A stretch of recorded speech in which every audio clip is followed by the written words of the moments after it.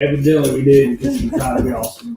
All right, we are live, guys. I don't know. Welcome to the Monday night live stream. We got a good program scheduled for you. We are going to announce the winner of the Warrior William Project Garmin Raffle giveaway. So that's going to be exciting. Let some people get in here. We got Winning Edge Fishing on here.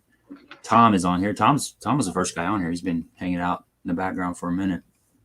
So we got 8 people on here. We'll try to get up to about 20 or 20, and then we'll start talking a little bit. I'm curious to hear about the project and how it all got started and the story and the history behind it all. And good. What's the puppy dog's name again? Your dog? Cash.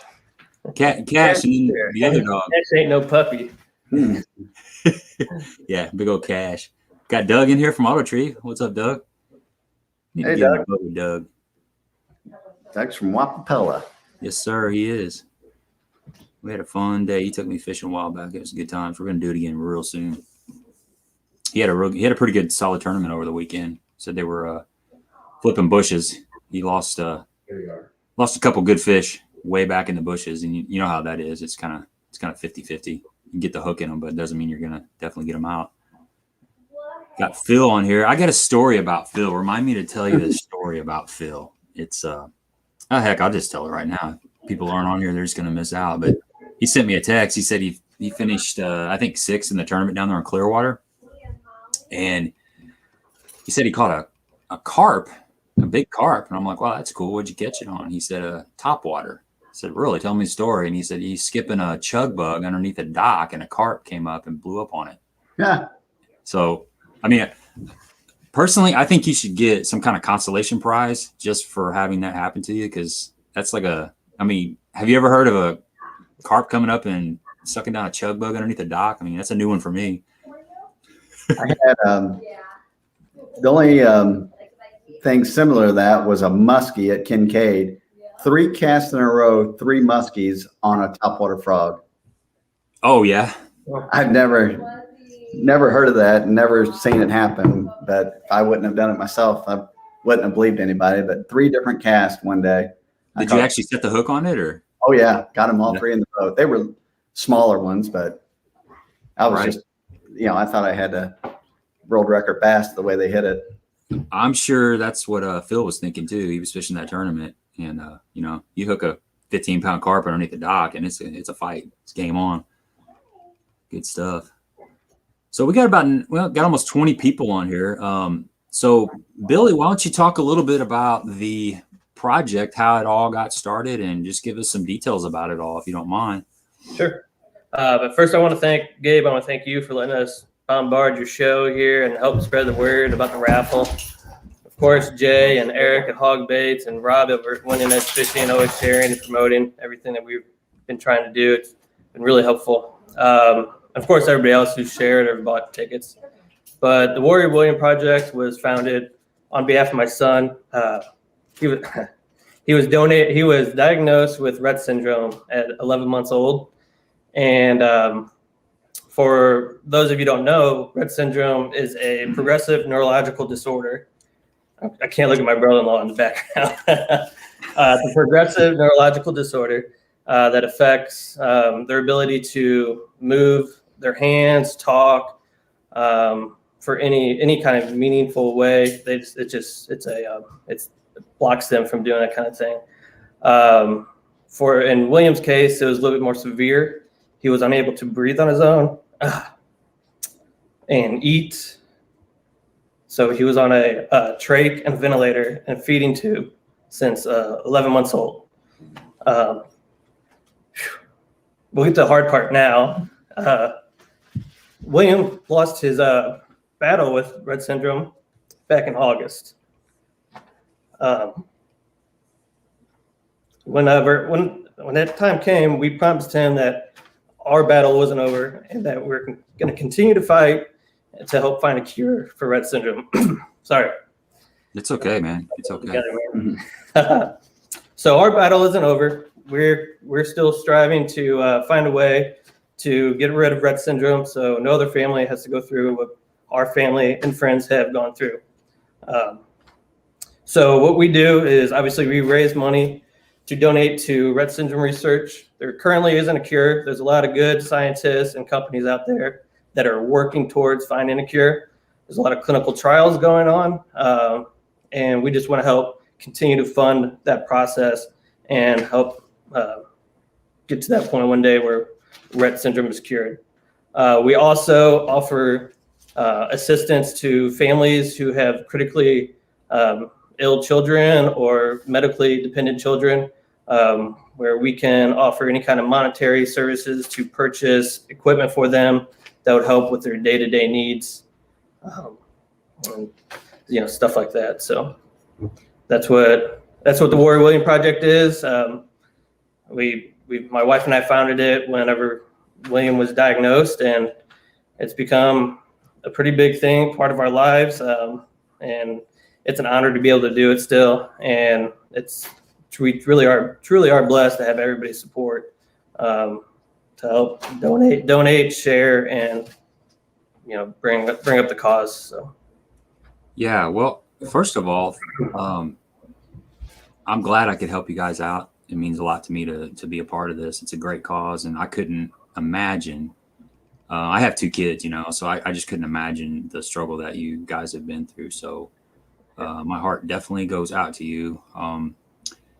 So, geez, I wish you guys all the best on that. And if somebody wants to donate to that cause, they can go to the Warrior William Project. Is that how that works? Sure. Yeah, we have a website, warriorwilliam.com.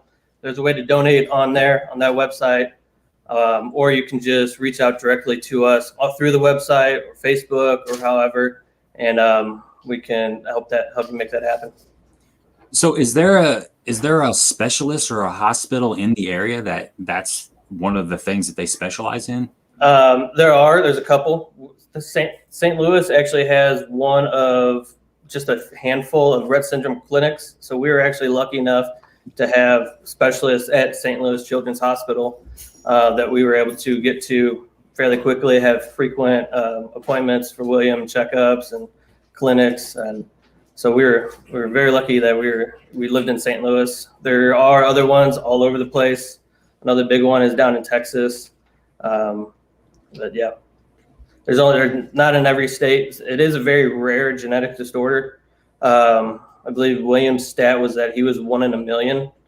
It's normally carried through one of the parents, but neither my wife and I were carriers of it, so that made it even more rare.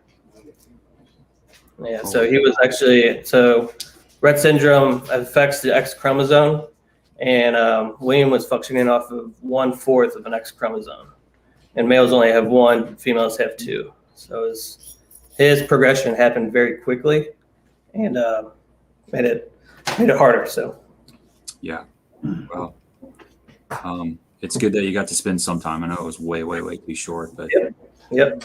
And he got to meet his little sister, so that was pretty cool. So you guys have a tournament coming up in the fall that is a benefit tournament. Is that correct? Yeah, that's correct. So our main event of the year is our Buddy Bass fishing tournament that we hold out of Red Oak Resort at Lake of the Ozarks. This year it's October 8th and 9th. 8th is the Friday, it's the pre-meeting, and then Saturday the 9th is the tournament day. It's a Buddy Bass tournament, so it's $170 a boat.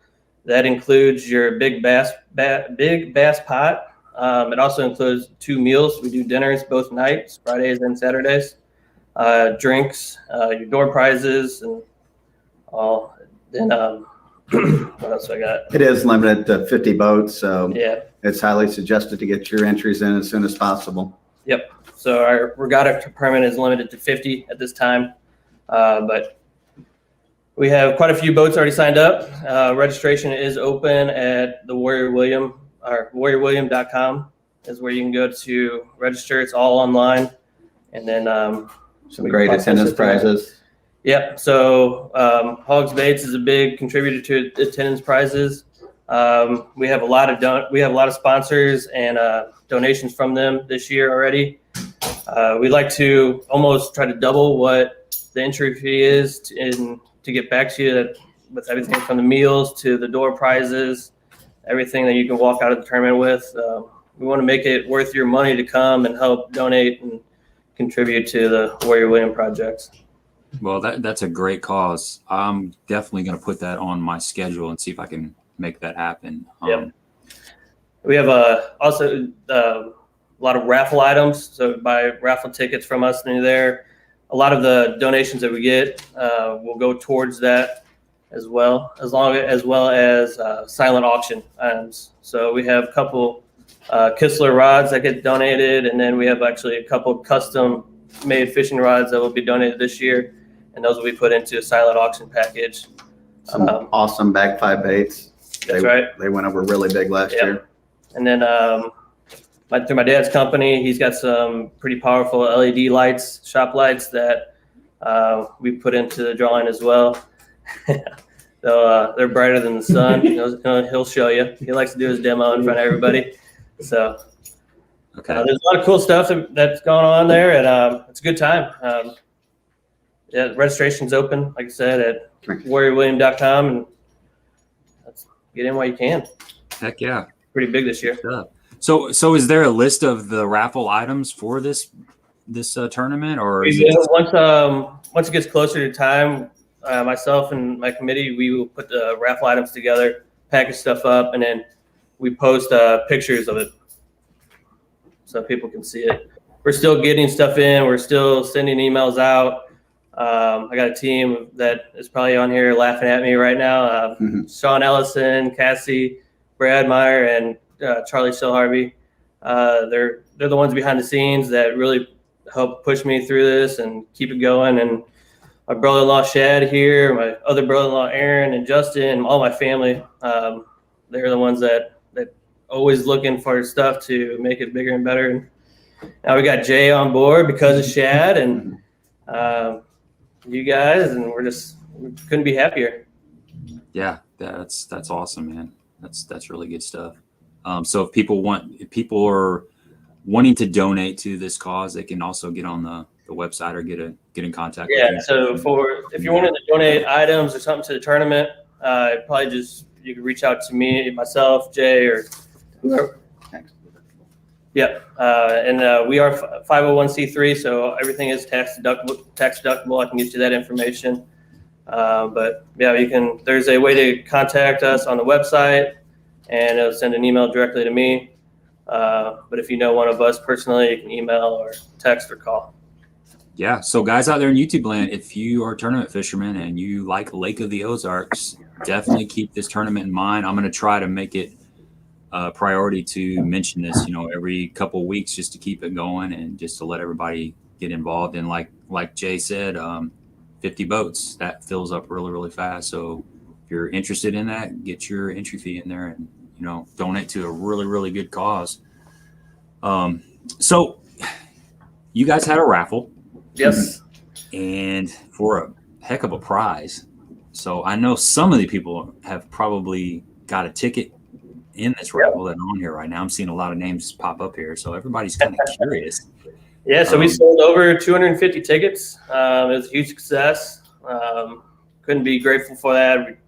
We're very happy. That money's going to help. It's going to help the event. It's going to help be donated to Rett syndrome research and whatever else that we can do with it to benefit somebody else as well. That's what it's going to be. That's what it's meant for. So, and to bring attention to the upcoming tournament. Yeah, that's great, man. That's a very generous gift from Garmin or wherever it came from. It doesn't matter. What matters is that it's going towards a really good cause. So great stuff, really good stuff. So that's cash right there. Then That's cash. I was thinking you had 2 dogs in the house for some reason. No, Okay. just maybe his size. Yeah. That is a huge dog. Great Danes are big. So, okay, well. Whenever you're ready. This may be the moment that everyone's been ready? waiting for. They were trying to get it out of me earlier, and I haven't opened the email until right now. So the suspense is killing me. So you're going to open an email, and then what happens next? And I'll tell you guys who won. Okay, guys. Here we go. This is exciting, man. Here we go. All right. The winner of the Garmin bundle is Bob Kowalski. Bob Kowalski. Bob Kowalski. Congratulations. I've known Bob for years. Yeah. Nice, cool. It's a good guy. Fishes down at Lake of the Ozarks. He fished in our tournament last year. Did very well. Caught some big fish. So, yeah, I'm sure he'll enjoy that upgrade to his boat. That's for sure. So he's going to have no problem getting a hold of you then. No. I know exactly where he lives. I practically grew up at his house during high school. Well, it looks like I'm going to have to continue saving. No. Continue saving for the You saw the email. Sonar. It was randomly generated. So, Yeah. congrats, Bob. Thank you. I was Thanks for planning on everybody. spending my money. Oh, go ahead. I just want to say thanks for everybody again for donating and buying raffle tickets and being behind us. We really appreciate it. Yeah, well, thanks for letting me be involved. And like I said earlier, I'll continue to support the cause, and I'll do whatever I can to help raise some money for that tournament. And I may even come up with a raffle item or two. Just throw maybe a grab bag. So yeah. Thanks Watching the show, I love it. Been learning a lot from you guys, and the secrets that are given out on the show are kind of shocking at times, but I take it while I'm watching, and I'll continue to watch, and I'll drop in the comments and talk about the tournament again and say how many spots we have left. So please do stay around, or keep us informed and stay in contact. And like I said, I'll do my best to help this cause out for sure. So yeah, we try to keep it real on this channel, man. I just talk about what's going on out there in the water. And, when I first started, there's a couple baits that I didn't really talk about, but as time goes on, I'm just like, I just kind of start letting it all out. And, fishing's about, it's really about sharing, I feel, especially after you've been doing it for a while. And even Jay knows this, you guys know this, you can tell somebody you're catching them on a jig, but they still got to go out there and catch them on a jig. You can tell them what area, what cove, but everybody works a bait different. Everybody just holds their mouth different, or whatever the case is. So, I'm glad that people out there are getting some value from, these videos and from these live streams. And it's been it's a lot of work, but it pays off just to hear, people that learn from it and enjoy it, and it's got good entertainment value. So I plan on just doing it as long as I can do it. So okay, guys, I'm gonna let you go. We got Sam George is down there in the queue. He's been patiently waiting. I'm sure he's wanting to get on here and talk about some offshore fishing and some brush piles and that kind of stuff. So man, it's great to meet you, Billy. And Jay, I'll be in contact with you, and best of wishes with everything, Billy. Thank you. Really appreciate it. Thanks again, Gabe. Thanks. All right, you guys have a good evening. You too.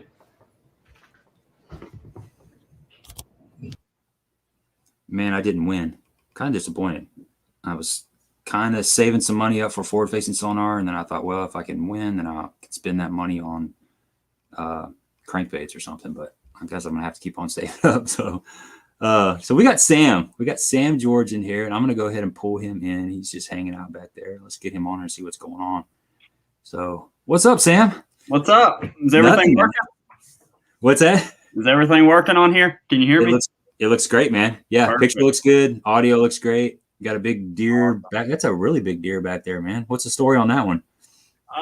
He is actually kind of up close to where you're from. He's right across the state line over in Illinois from kind of that Cape Girardeau area, just that southern Illinois region. I've got another one in the process of being mounted that would look really good right beside him. Yeah, man, there is a ton of big deer over there. I see them all the time. You get over there by Giant City State Park, and it's nothing to see, 40 or 50 deer in the morning, on a drive to the lake. And every once in a while, you'll see a big 10 or 12 pointer run across the highway. Yeah, for sure. It's an awesome area. So do you hunt over there every season, or is that just something that every once in a while? Yeah, we, me and a few other guys, we all have a lease over there in southern Illinois. It's kind of funny because, kind of in the fishing industry, we all have kind of ended up in the same area over there. I mean, there's probably 8 or 10 of us all kind of, within that southern region, kind of that like metropolis area. So everybody, that's kind of the joke. We all, fish throughout the year so we can afford to hunt. That's what we always say. But no, that's definitely one of the best areas in the country that I think, for big deer especially. I mean, it's hard to beat that little area right there. Yeah, it's loaded up for sure. So are you a firearms hunter or bow hunter or both? No, I really most of it's just all bow. I've shot a few with a rifle, but man, there's something about, to me, it's kind of like, shallow flipping, it's kind of up close and personal when you start getting into bow hunting and everything. So that's kind of always been the addictive factor for me. I mean, there's been a lot of big deer that I, could have killed the rifle, but, to be able to do it with a bow and instead of turning what could be just a one-day hunt into 5, 6, 7 days of pursuing one specific deer. I mean, that's what's always kind of drawn me to it is kind of the toughness factor of it.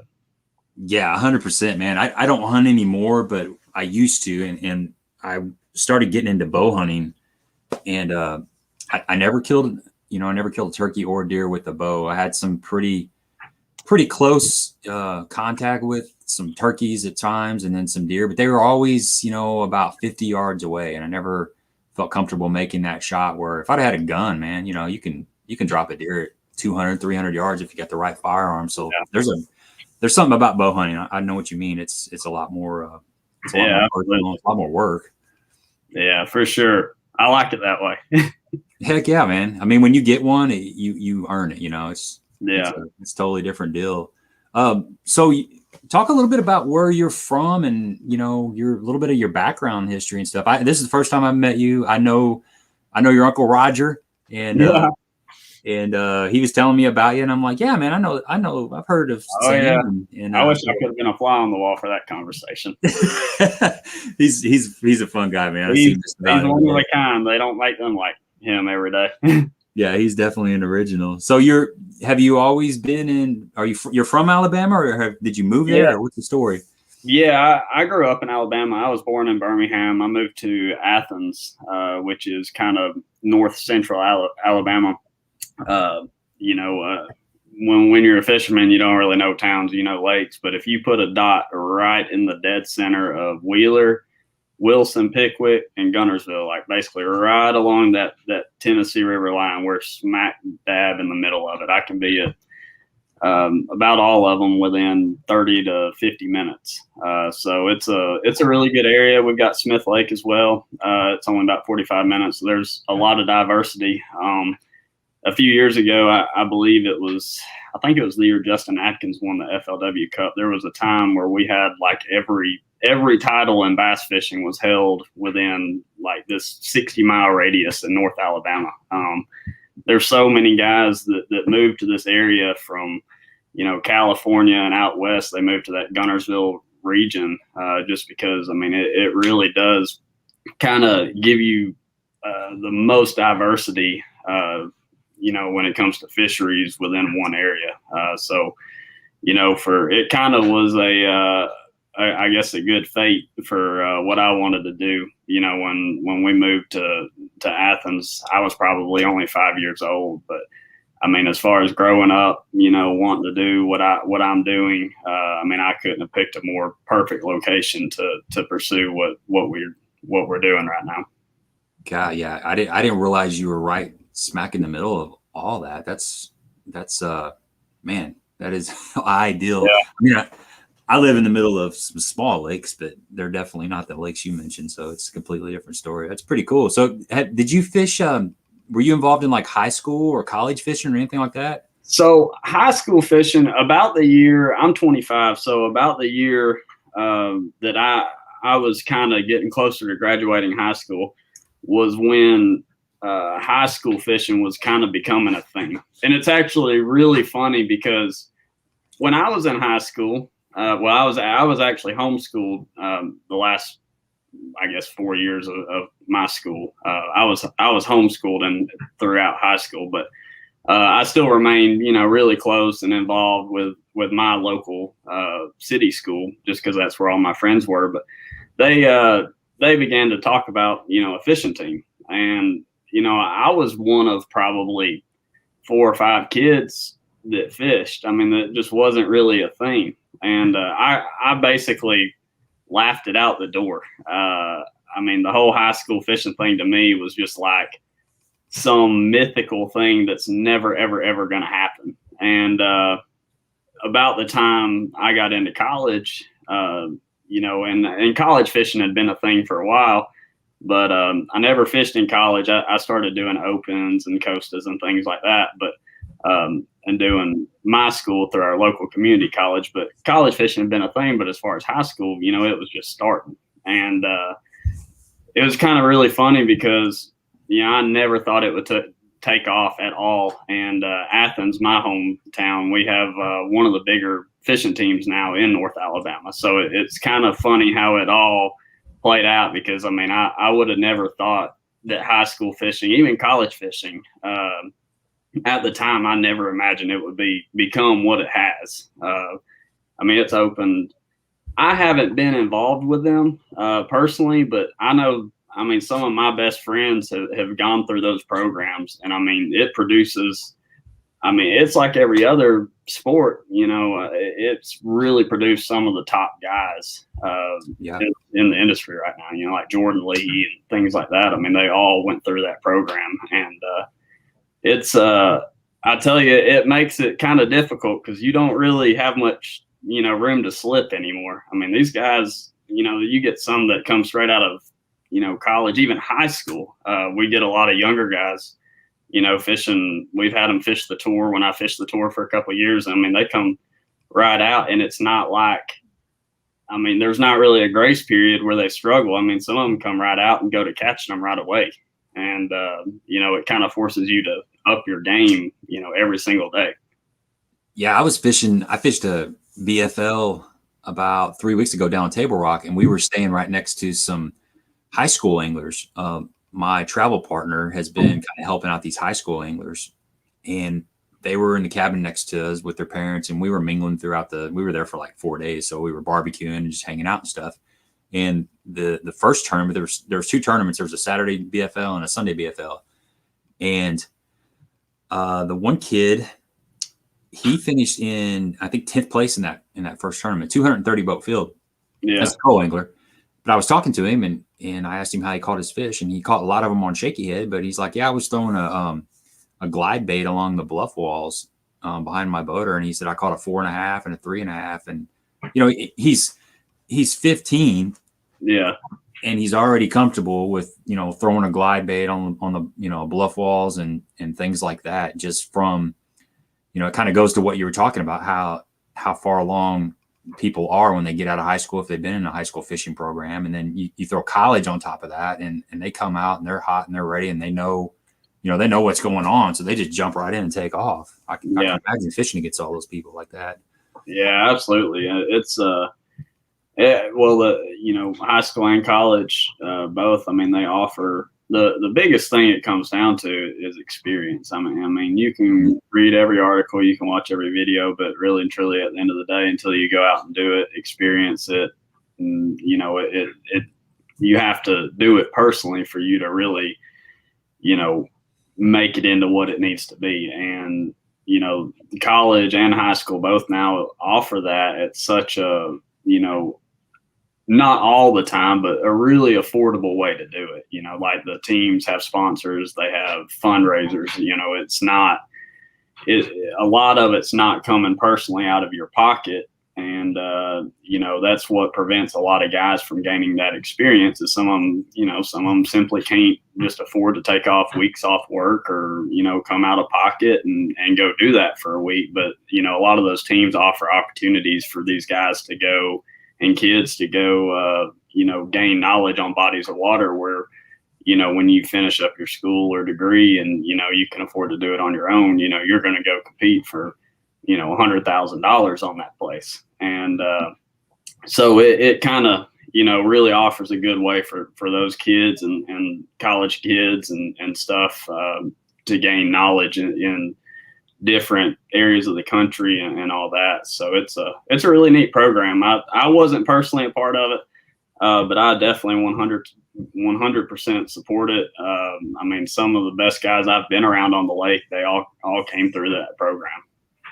Yeah, we've got up the road here over near Wren Lake in Benton, Illinois, just kind of north of Marion. Trevor McKinney is, he's fishing the Classic. He's a college guy, and he was the winner in I guess it's the Classic bracket, I think they called it, but he won that just recently. And he's just from right up the road, and the guy that finished second is from right up the road too. So it's pretty amazing how that college thing, well, the high school and college thing has really grown these fishermen. So guys out there in YouTube land, if you've got some questions for Sam, go ahead and start feeding them in here, and we'll start working into. I was wanting to kind of touch about your fishing the opens this year, and how's that going? Can you talk about maybe some of the tournaments you've been in for the year so far? Yeah. So I fished the FLW tour, or what was the FLW tour, for 2 years. My rookie season was 2019, and fished last year as well. And this year, I had to make some business decisions, and part of me, I like the tour, but part of me, man, I live and breathe. I want a Classic so bad. I mean, when you're a bass fisherman, that's just what you want is the Classic. At the end of the day, that's the top of the top of the top. That's the Super Bowl. And 100%. To get there, it's obviously either winning an open or getting into the elites and qualifying that way. So, for me, I had to make some business decisions for like a long-term career thing for me and sponsor wise. And so this year I decided with the scheduling, it would be best for me to fish all 9 opens just because of their qualification process, with their overall divisions and everything. So that's what I did this year. It's had ups and downs. It's changed day to day. I like last week at the James River, I was in, I think 20th or something after day 1. And had a horrible day 2, one of the worst days I've had all year, really one of the worst days I've had in a really long time, and fell to like 130th.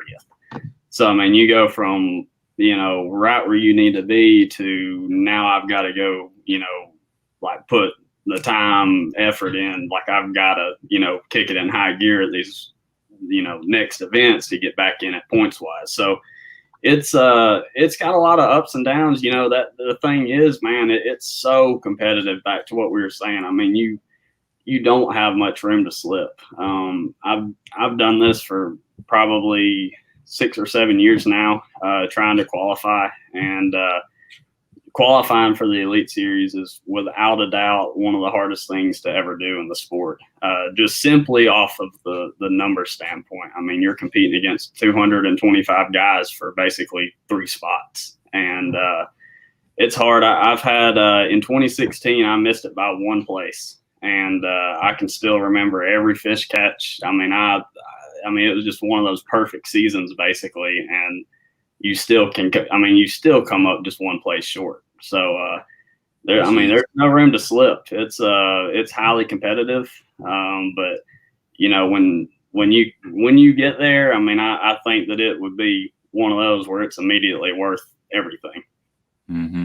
Yeah. I've heard a lot of pros say that winning an open is arguably one of the, the toughest tournament to win, because you've got touring pros that are in it. You've got locals, you've got, just people jumping in for whatever reason. You just got, the competition is super intense. So you're, and gosh, to be 1 place away and think, well, I'll just get it next year. And then, here you are a couple years later, and it's still, it's no shoe-in by any means. So on the James River, is that a tidal river? Is that correct? Yeah. So talk a little bit about maybe your practice and what you found and how your first day went, and then what happened between the first and the second day. Yeah. So, man, and that's the thing is the tide.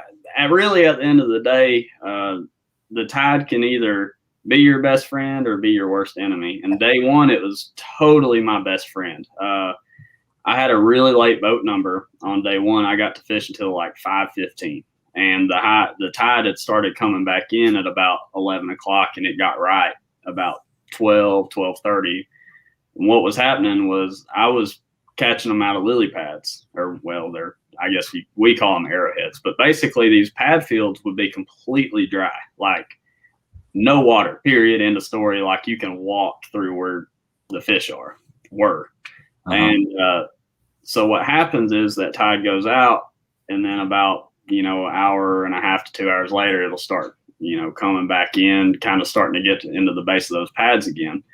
And day one, about 12:30 to 1 o'clock, that started getting right. And I basically caught all my weight from, that 12:30 time period until almost 4 o'clock. I mean, it got good. I caught more in that 3 to 4 hour time period than I caught all morning. And they were big ones. And I had a really good first day. Well, the problem is, like at bass tournaments, you get your boat numbers flopped.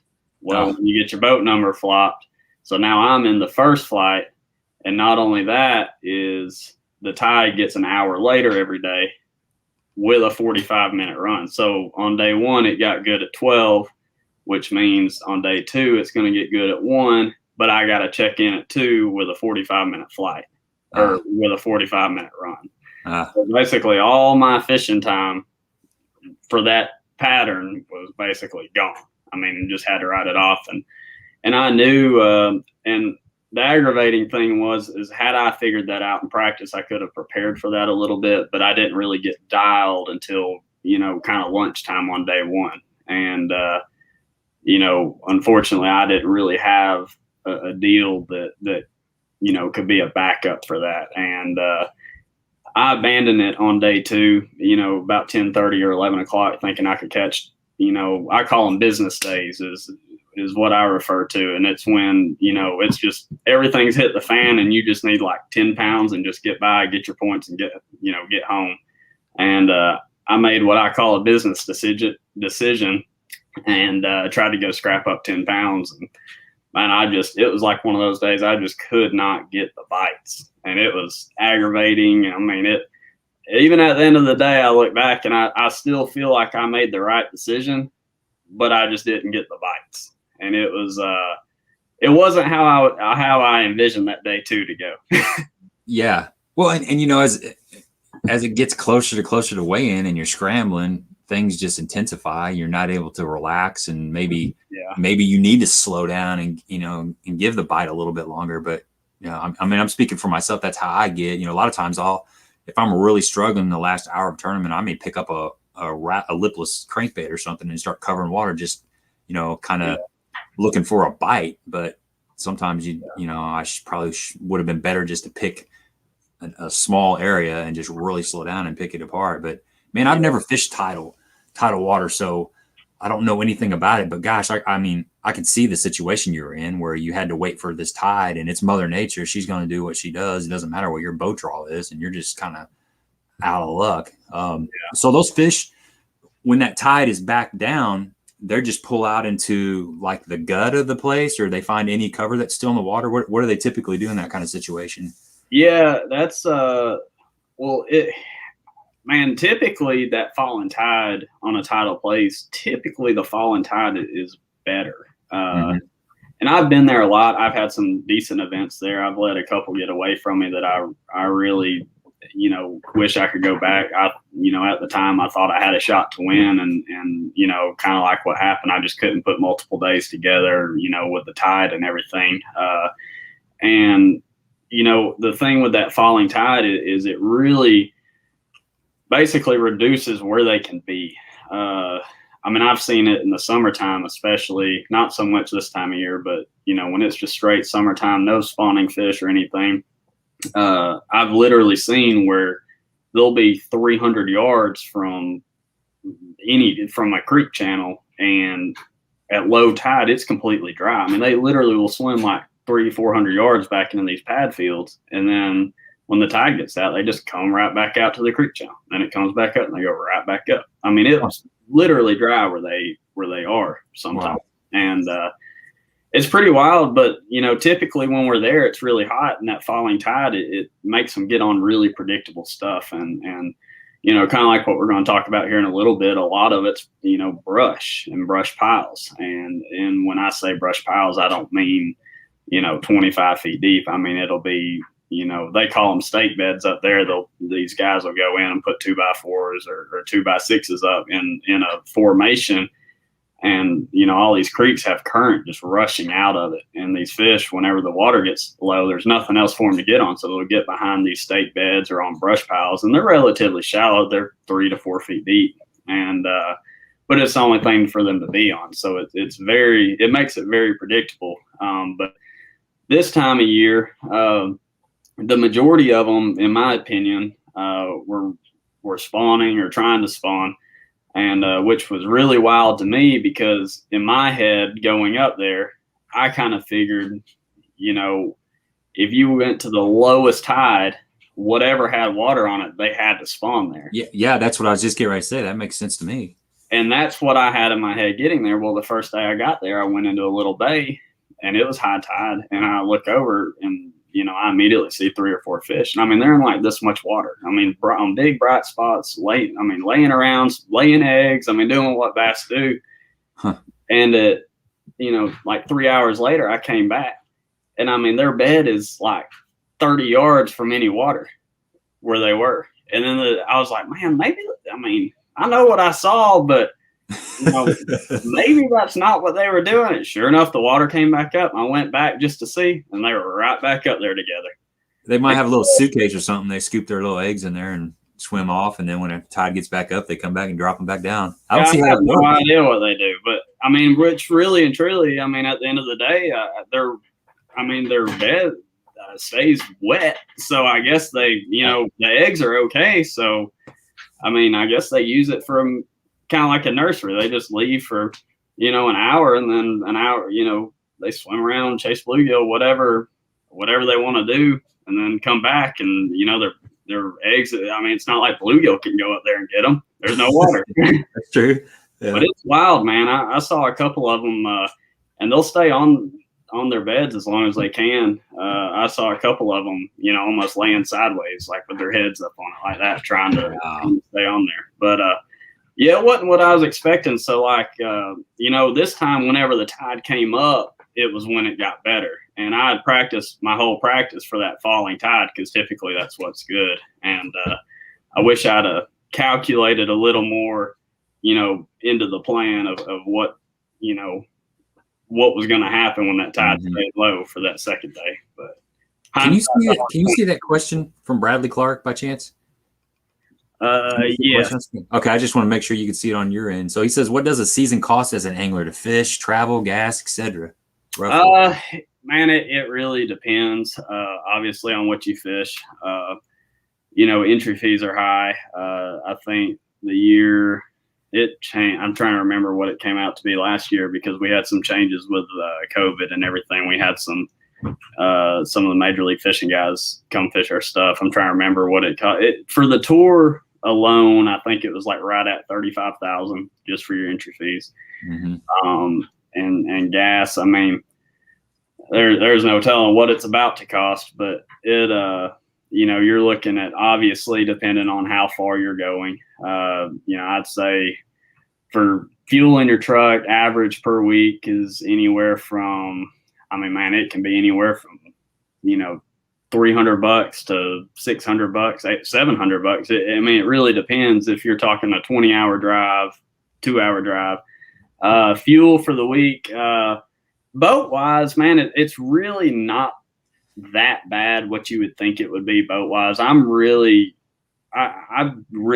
like use boat ramps a lot. And when I say use boat ramps, I mean, like I'll cover a whole lake. I mean, it's nothing for me on day one of practice to, pull the boat out of the water 3 or 4 times. Mm-hmm. And that, that's a lot cheaper on the long run for paying for gas for a truck instead of a boat. Are you a guy that runs around really fast, or you just kind of cruise around? Nah, in practice I don't. Tournament day I will. if I'm catching them, I usually just take it slow. If Mhm. if you see me running fast tournament day, besides blast off, it's usually bad. But no, I mean, like food. So lodging is a big thing, and last year I got a Lance camper 855S, and it sits in the back of my truck. It has legs. I take it on and off, and that has really, for me, kind of changed how I do everything. A friend of mine, Brad Knight, he won the FLW Cup back in 15. A lot of guys know him, but he kind of got me into that, and we just call it the program, and we have kind of this system that we go off of, and I mean, it's basically, you show up. We always tried to, and I still do it even with opens. I try to show up, a complete day prior to when practice is starting. So I have basically a day off to, if something happens on the way, there's no rush.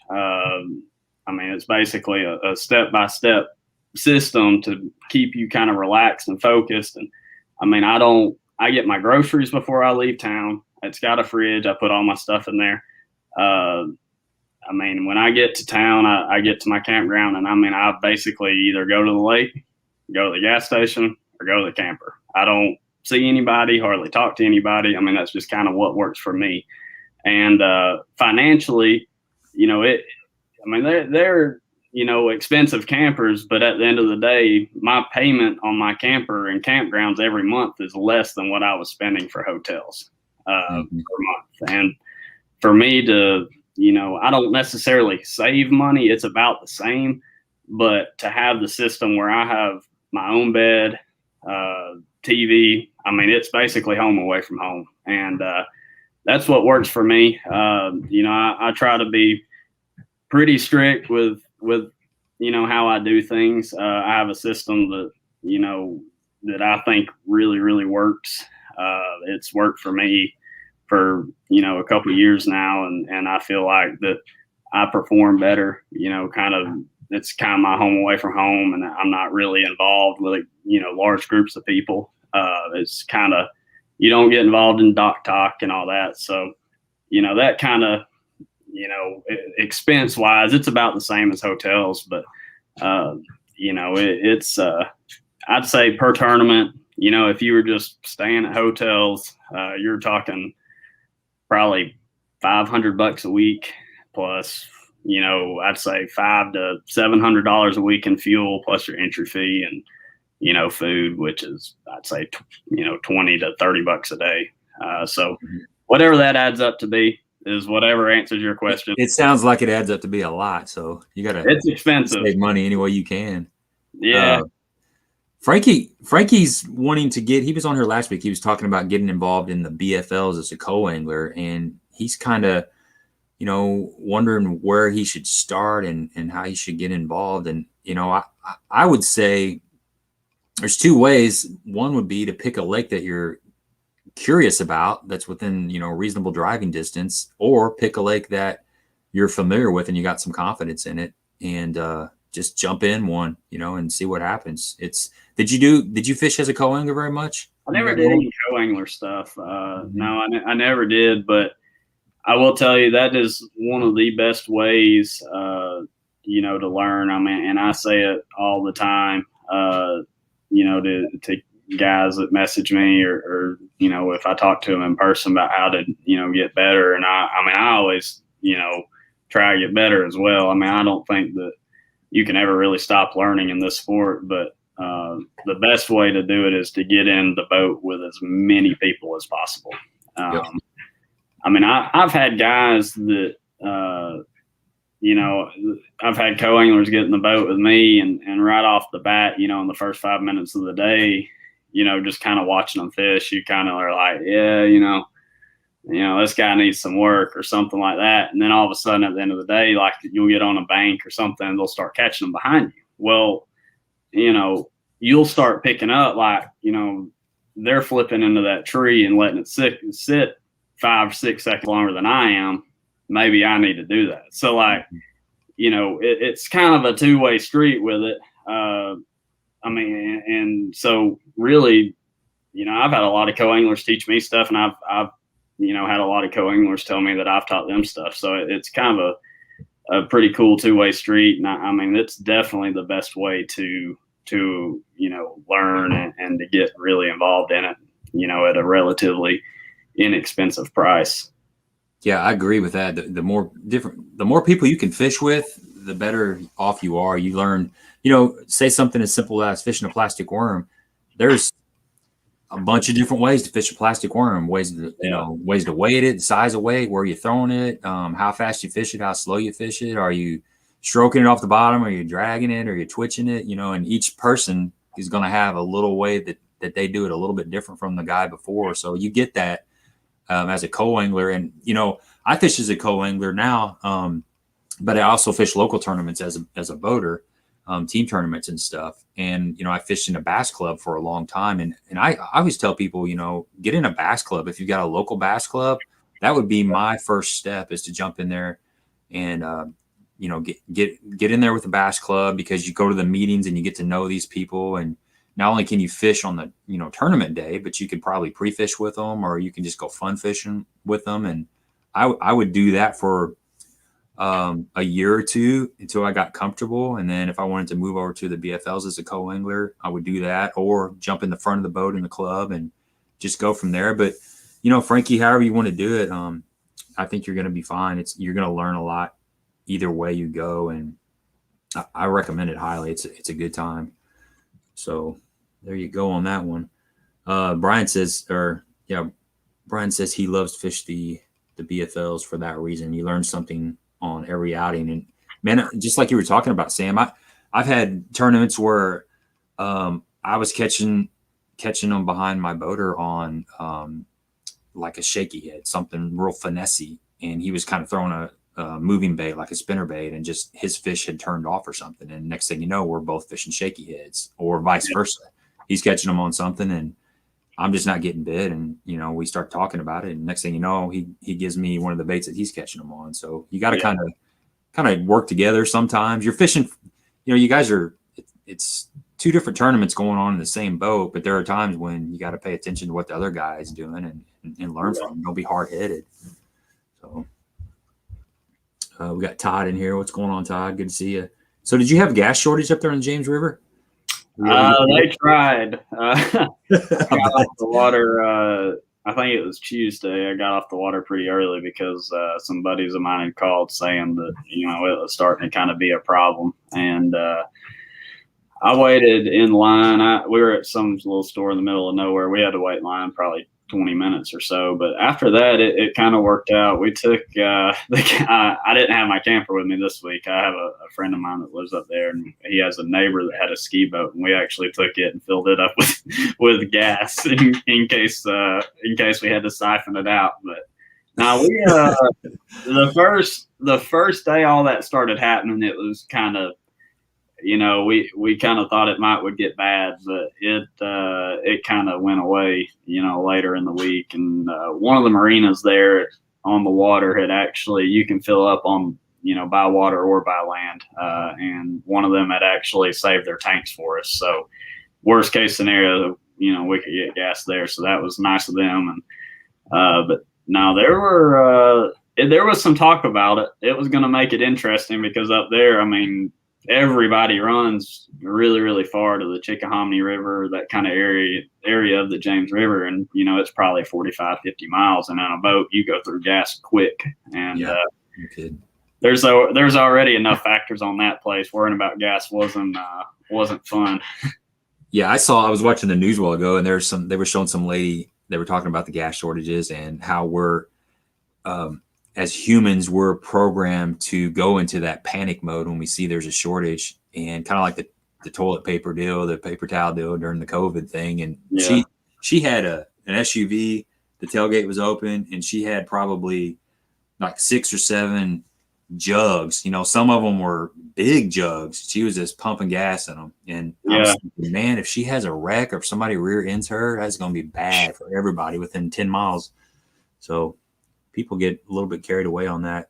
Frankie says, is the BFL in with the MLF? Yeah, MLF bought FLW last year, I believe it was. So everything is now called MLFLW. So that is the former BFLs are now, well, they're still called BFLs, but they are owned by MLF, not FLW, or you know what I'm saying, something like that. It's a little bit confusing, but it's not FLW anymore. So let's jump into some of this offshore stuff, man. I'm real curious about how you approach all this. So, somebody that's, wanting, say they're a bank beater and they're wanting to kind of venture out offshore. What are some things? I mean, how would you get started? To get your ground out there to know what to look for and things like that. Yeah. So, man, a lot of guys, they say electronics are everything, and at our level, man, I mean it. I wouldn't say it is, but I wouldn't say it isn't. But man, for you to just go fish off the bank, you don't have to feel like you have to have all the fancy stuff. I mean, man, if you have access to a map, I mean, you can fish offshore, and the electronics minimize the search, I guess. But I mean, you can get, if you have a smartphone, you can pull up Lake Master, Navionics. I mean, you can get everything. So, the big thing for me, is like a good contour map. Obviously, that's the number one. The old days, they would drag a spark plug around out there, and we've moved a little bit on, but obviously, if you do have the electronics, you can obviously rely heavily on those. But if not, it's, I mean, just the same old tricks, that have worked for 70 years, off the bank. Like heavy Carolina rig, you can feel hard spots and stuff. And typically, I mean, even with electronics, I mean, most of the time you're not finding fish just out in the middle of nothing. I mean, they're on stuff that are really on a map, whether it be a point, a channel swing, a steeper bank. I mean, you can really predict where fish are going to be just based off of a map alone. So, like, if you don't have access to any high-tech side imaging or forward-facing sonar, I mean, don't feel like it's not worth it, because, I mean, I fished offshore when, back in 2008 and 10, before side imaging was even like the deal. It was starting to kind of come around, but I mean, we just, kept it old school and threw a crankbait around and drug a Carolina rig and found little sweet spots like that. But if you do have the electronics, obviously, to utilize them is one of the number one things. But that's probably the best starting point, is to, basically commit to it.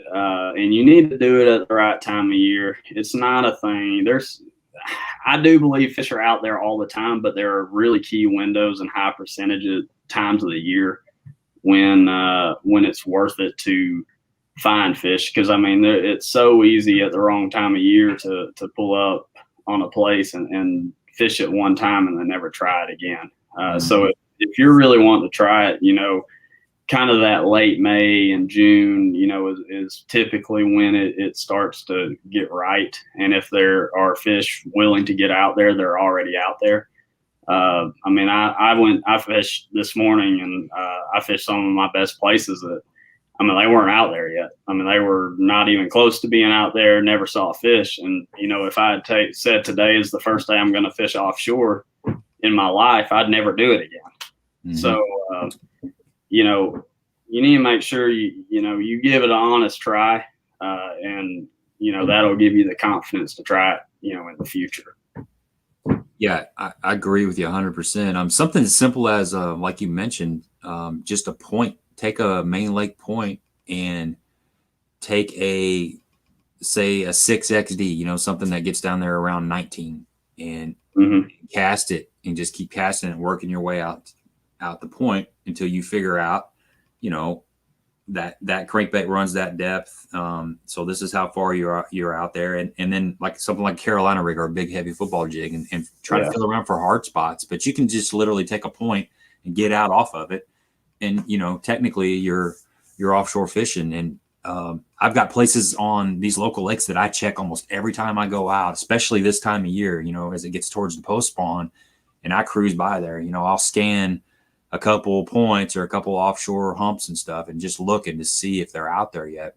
Yeah. But they're not, there's some starting to show up, but it's not to where it's going to be here before too long. And if you're, you know, if you're the first one to find that, or, you know, if you're out there the first couple of days when they get out there, it's stupid. And you have a day like that, and then you start having a lot of confidence fishing offshore. But they're, like you said, they're not there all the time. And if you just try it once or twice, you're going to get discouraged and you're going to go right back to the bank. And that's something that you got to kind of, like you said, you got to commit to that. You know, you got to take, if you know you're in the right, you know, period, the right time of the year to start looking for offshore fish, you almost just have to force yourself to get off the bank and idle around and, you know, and just stay committed to it, I think.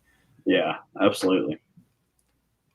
So when you, right now, okay, we're in the spawn. A lot of places it's kind of post spawn. There's still some pre-spawn fish. We got full moon coming up, so it's not quite, you know, totally post spawn. I mean, there's a little bit of everything going on. So what are some of the first places that you would look for offshore for these fish to start moving to after they're done spawning? Man, it's kind of a weird deal. And it really depends where you are. Let's take grass, a lake with no grass. Let's take grass out of the equation, because that's kind of tricky with that's grass. good. I hate fishing grass. It keeps a lot of them fish shallow too, you know? Yeah, I'm not a grass guy. I don't like that stuff. You live right by Gunnersville. Yeah, I don't go to Gunnersville, so no, it's fishing grass is fine, but it's not my favorite. But like, say a place with no grass, the traditional lakes, Tennessee River. The Tennessee River is a little different, and it's really weird, and I really don't understand why they do it here. But some of the first fish that move out will go to some of the furthest places possible. And I've never understood it. I've talked with guys over dinner for hours about it, and I don't know why they do it, because some of, you know, just a regular lake, I'm trying to think, I can't even think of one, say like Douglas Lake, you know, it's just which technically I guess it's a TVA lake, but it sets up more like a lake than a river. Those fish will kind of gradually get offshore. So like they'll go from the bank to those kind of secondary points. They basically, it's like the pre-spawn movement, but backwards. Mm-hmm. So like they'll come from the backs of these creeks, they'll stop on secondary points, then they'll stop on the main points, and then they'll actually get really deep on the ends of them. Well, in the Tennessee River, for whatever reason, they tend to go to some of the furthest most points first and then come back. So like, for example, they'll go to like at Gunnersville, they'll go to like some of these heads of these islands in the middle of the river. I mean, like you're talking a mile to mile and a half off the bank, and they'll get right on the heads of them. And I think it's because it's some of the most high percentage places when you throw in current and, you know, these big gizzard shad. I think it's just one of those where it's just such a feeding opportunity for them following that post spawn. That's just where the majority of the life in the lake is. And I think that's why they do it. So it really depends where you are. But, you know, like we were planning on talking about some brush pile fishing. And to me, that immediate post-spawn time period is one of the absolute best times for that, because they're really, really relatively close to where those fish are, you know, finishing up spawning. And the thing with that post-spawn period is you'll have a group of fish that goes straight out, but man, there are so many fish that still hang around. And because you have so many other things, the bass spawn is kind of the beginning of everything, because typically right after that it's not really, you know, after the bass spawn, but towards the halfway to 3/4 of the way through it, you begin to get a shad spawn. Well, then, you know, you can get a lot of post-spawn fish, even pre-spawn fish, going in and out of these places, or stopping on these docks and floating docks, riprap banks and pockets and things like that are capitalizing on the shad spawn to feed.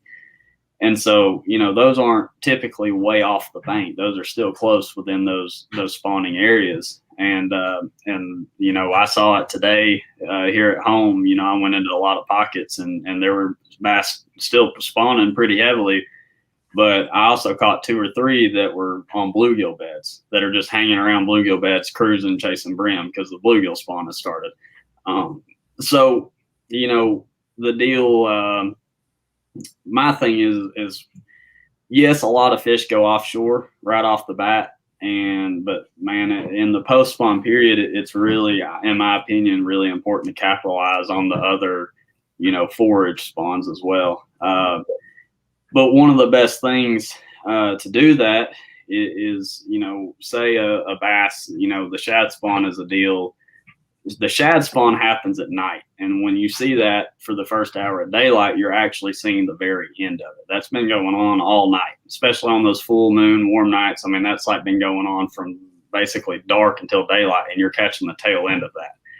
Well, you know, with the brim spawn, you know, those bass aren't always chasing bluegill on those beds. And one of the best things for them to sit on are those brush piles nearby. And that's what I think makes them so effective in that post spawn, is it's kind of a resting area for them.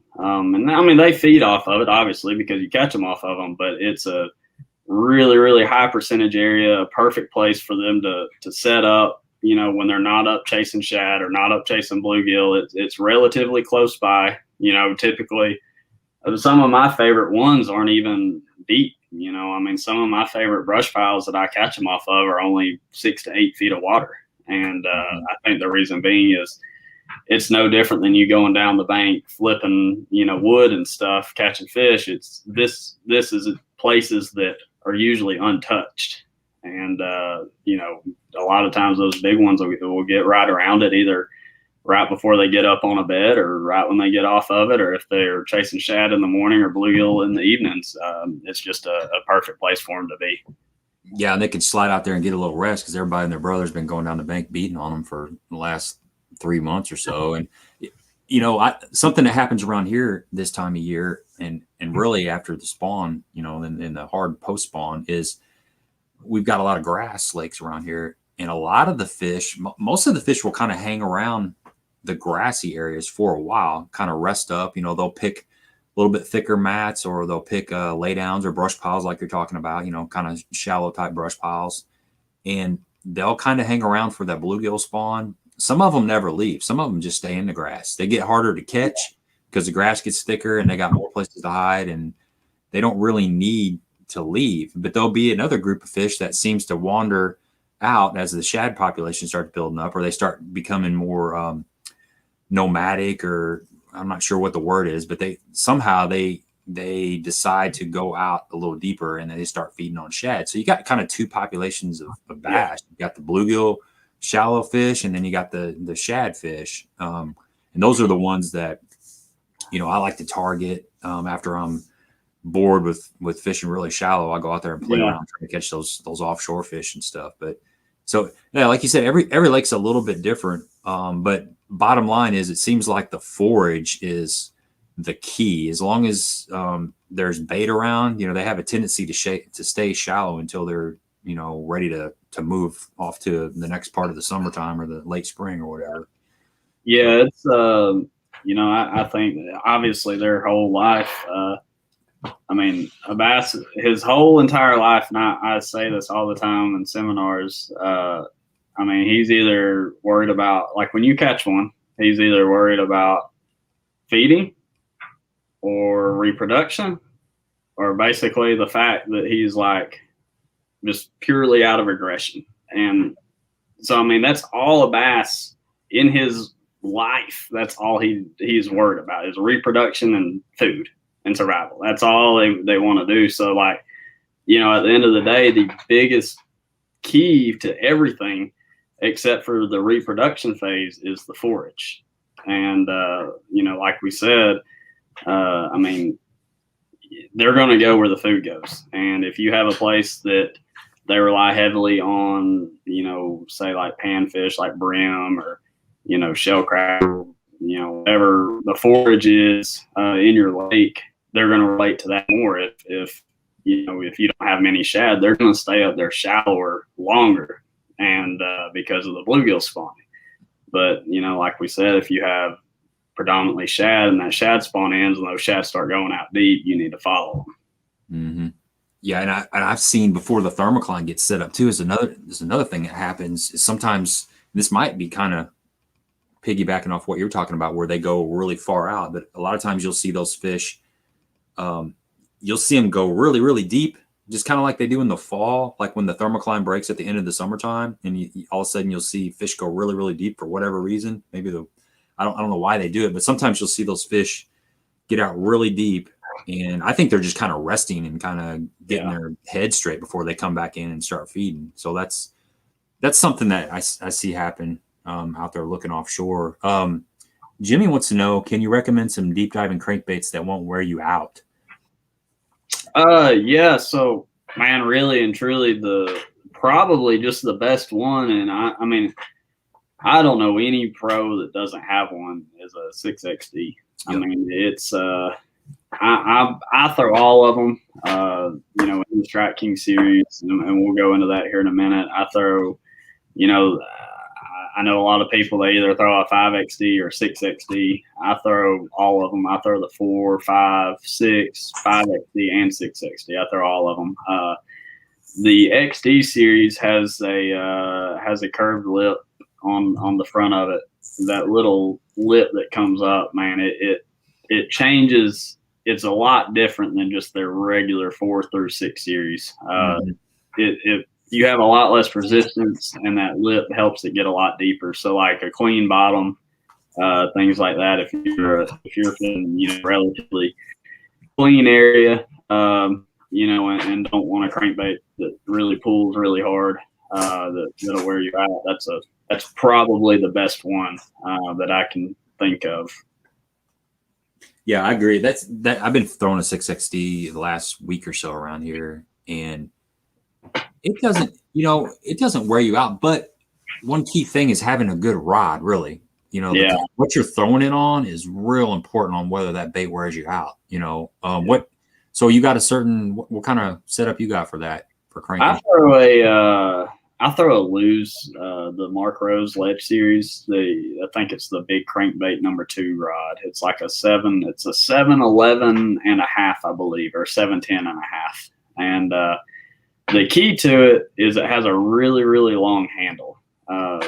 You know, when you're reeling a crankbait, I know a lot of people are different, and I say it all the time, you know, you do what works for you. But, man, when I'm reeling a crankbait, I mean, I basically have the rod down my arm, I mean, completely down my forearm and right here in my ribs. Like, you know, I've seen rod companies make it with a 8-foot rod with a pretty short handle, and all of it's in your arm.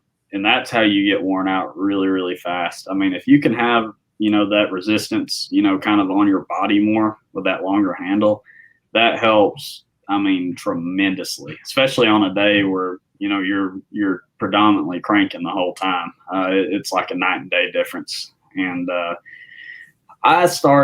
you know, a lot of guys throw a low gear ratio.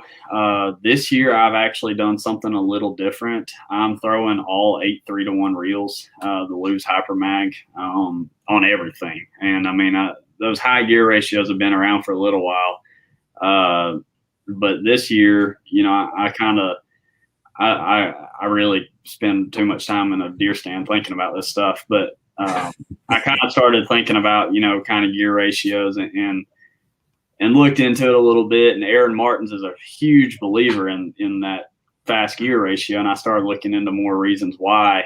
And you know, for me, I think that it has really, really helped my efficiency and, you know, really helped me keep control of fish a lot more. And, you know, even a crankbait traditionally, and a lot of guys do, and I'm not saying not to, you know, they throw all of them on a low gear ratio. And a 10XD, man, I do still throw that on, you know, like a 5, I think it's a 5 8-to-1 or 5 4-to-1 reel.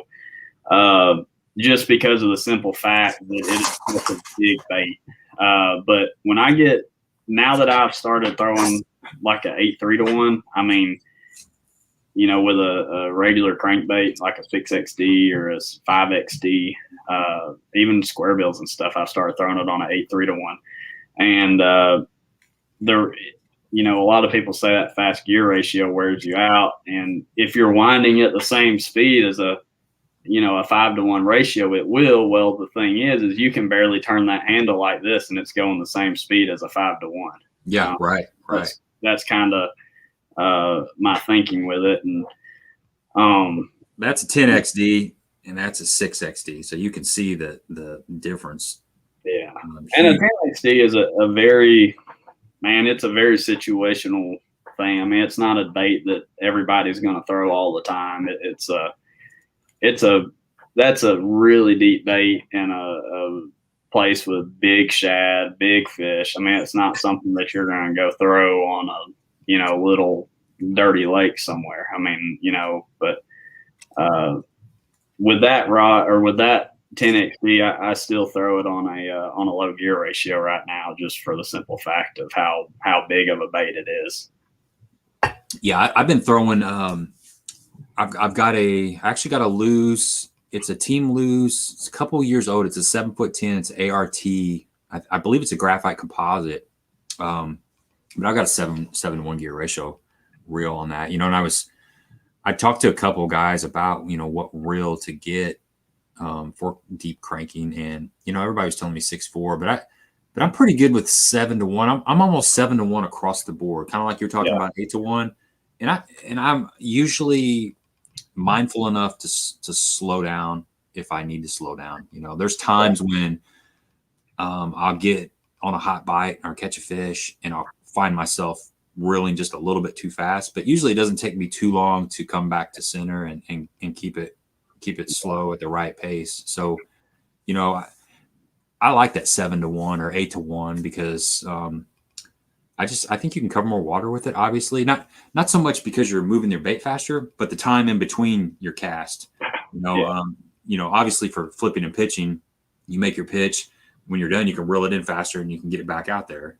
Cranking the same way when you get it close to the boat, you can get it in, and it's just an adjustment. But a 10XD, you'll kill yourself if you got it on like an 8 to 1, I would say. Yeah, I mean, I've had LiveScope I had the original Panoptics and it was really good, but I've had LiveScope for about 2 years now, and I've learned more, offshore fishing with a crankbait and stuff, looking at that than I have over anything else. And one of the reasons that I throw a fast ratio is, we'll just get on deep into this. Let's dive, man. Let's dive, baby. I've had, so last summer I noticed I'd get a lot of fish following a crankbait, like following, just a regular 6 to 1 gear ratio reel, which is what I used to throw like a 5XD, a 6XD on. And I'd get like a group of fish, 3 or 4 following it, kind of halfway back to the boat. And I'd keep, winding the same speed. And then all of a sudden it would like trigger it. They'd bite it. And I started thinking about it more and more and more. And what's happening, and what a lot of people don't think about, and I really just now kind of, messed with it. And I've taken Sharpies and measured line, all this stuff. When you make a cast, a long cast with a 6 to 1 reel, your line at the beginning of that cast, your line is taking in at least 50% less per reel turn than when it's full. So a lot of times I think that when you get a bite halfway back to the boat, after seeing what I've seen on LiveScope and everything, I think that what happens is they get behind it and then they follow it. Then all of a sudden you get more line on your reel and you're now going the speed that triggers them to bite. That's good. And I mean, that might be overthinking it, but I've seen it on LiveScope where I think that it's a thing. And so my theory is you can always slow down, but you can't always speed a reel up. So that's why I've started throwing a faster reel. So what I do now is instead of, making that cast, used to with a, 6 to 1, I'd make a long cast and you'd have to wind the heck out of it to get the speed that you want for the first, 50 to 75% of your cast and then slow it down. Well, now, with my quicker reel, like a 8 3-1, I make a cast and I just reel it like normal, and it's going how it needs to do. And then I just slow it down even more the closer it gets to the boat, like throughout the cast, because, at the last, say 20 to 30% of your cast, it's going way faster than the first 60 to 70% of it. So, and that's something to just kind of keep in mind. That's really deep, thinking. I mean, that you don't need to think about that if you're just going to go try offshore fishing for the first time. But I like to I'm kind of a tinkerer. I kind of overthink stuff, but that's my reasoning behind it. And when you do hook one, you have him, he doesn't have you. I mean, I wind them. It doesn't matter if it's a crankbait. I wind them like I have them on 65-pound braid all the time with that reel. That's solid, dude. That makes complete sense. So with an 8 3-1 on that long cast, your first 15%, you're cranking like a 6 3-1, and then you're like a 7-1 if you were to keep that same cadence, but you can slow down. That's pretty cool, man. That's really cool. So are you a glass rod guy, a composite, or a graphite? Man, I really like a composite. I kind of like that mixture. I don't really like straight glass, and I don't really like straight graphite. That Mark Rose rod, I've been really impressed with it. I didn't do a rod deal this year. I'm just with Lose for Reels this year. I kind of wanted to branch out a little bit and try some other rods, and kind of really just wanted to use what I wanted to use. But I still do use the Mark Rose Ledge series for my cranking rod, and it actually is a straight graphite, and that's the first one I've been really impressed with. I use Powell a lot. They make a composite cranking series. They make like a 755, and they make a 711, I believe it is, cranking rod. That's a really good one. It's a composite mixture. I really like both of those as well. But yeah, I mean, those, I'm a big composite fan, but the Lose, Mark Rose Ledge series, I've been really impressed with it for a straight graphite. But day in and day out, with a square bill, I throw a shallow crankbait or like a 3XD or something. I'm pretty adamant about a composite rod. Mm-hmm. Yeah. I've got several. Well, most of the rods that I have are Lose, and I've been happy with every one of them. So they make a pretty good product. But yeah, I'm with you on that. The composite, I think, is key. I like the sense. You got some sensitivity from the graphite, and you got the parabolic. It's a word I'm looking for. The parabolic side of the glass. Glass is heavy and it's kind of dead, and I don't. Yeah, it goes back to controlling your mind while you're fishing. If you're mindful of the bite and you can slow your hook set, you can use a faster rod. Because a lot of the complaint that people have with graphite and cranking is you feel the fish too quick, so you pull the bait away from them. But you just gotta kind of pace yourself, I guess. Just kind of be thinking about what you're doing and slow your hook set down. Yeah. Billy says, can we address what's happening with a crankbait? Everybody says you want to keep a crankbait in contact with the bottom or smashing it into structure. But I've seen a lot of people catch them while they're just running, I guess, in open water. So any thoughts about that? You don't necessarily have to have a crankbait crashing on the bottom. And it depends on the situation. I've caught fish, in the fall, the fish get offshore schooling on shad and stuff. And sometimes you can run a square bill or something through them and catch them. But what's your thoughts on whether you have to have that thing banging on the bottom or not? No, you don't have to all the time. When it comes to deep cranking, I try to hit bottom, and that's basically how I choose my crankbait. Is depth is the number one reason. But that we're talking, offshore summertime fishing. That's what you want, but that's not all the time. Winter time's one of them. Like a flat side crankbait. That's not a deal where you have to keep contacting the bottom all the time. And even like you said, in the fall, a lot of fish chasing bait on flats. You can throw you know, like a little square bill. I like you know, the Strap King 1.0 a lot in the fall, you know, a smaller profile. And I catch more on it, you know, trying to keep it off the bottom because those fish are roaming, chasing shad. But typically if I'm deeper than say, you know, 5 to 8 feet, I'm trying to hit bottom almost all the time, especially if there's current, you know, dirty water.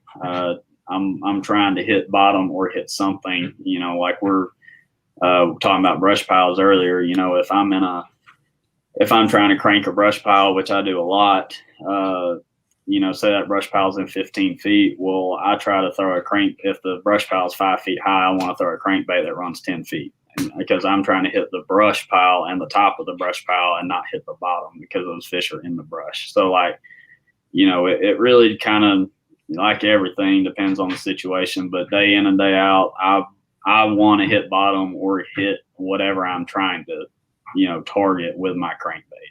Usually the rule, I go with the 2 foot rule is kind of how I choose. If it's say 15 feet deep, I want a crankbait that goes 17. If it's 10 feet deep, I want a crankbait that runs 12 because it's going to take a really, you know, a big portion of your cast to get there. And so it's, you know, you want to, that's kind of how you want to follow, you know, day in and day out, in my opinion. Yeah. So are you fluorocarbon, mono, braid, and what pound test do you typically throw? Yeah, I'm a big fluorocarbon guy. I mean, I really don't throw mono hardly ever. I do. I mean, every now and then I'll do stuff like, you know, that's very, very situational with mono, you know, like throwing it as a leader on like the front of like a 1 ounce rattle trap in grass, you know, just something that's not every day. But typically, I mean, I'm straight fluoro. I'm, you know, most of the time offshore fishing with a crankbait, I'm throwing 12 on everything and except for a 10XD, and I usually knock it up.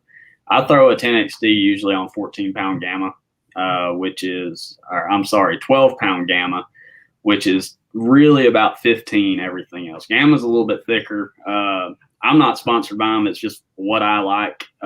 It's really tough, but at the end of the day, it's thicker than everything else. Dude, I got some gamma one time it was a giveaway. I don't know if it was like from Bassmaster magazines or something. Man, I couldn't break that stuff. I think it was like, I want to say it was like 15-pound test, and I got hung up in a tournament at Devil's Kitchen. Oh, yeah. Man, I could not break that. That stuff was pretty stout.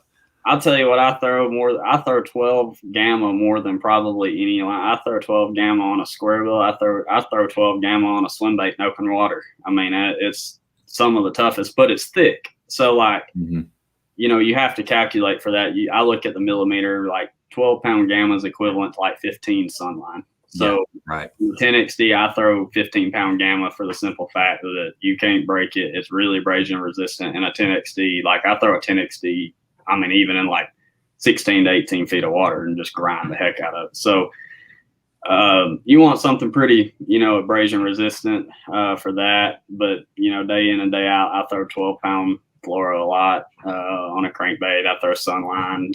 Strap King just came out with some new Tour fluorocarbon that's pretty good. I've been really happy with it. I had some samples of it. But 12 is probably the number one for me.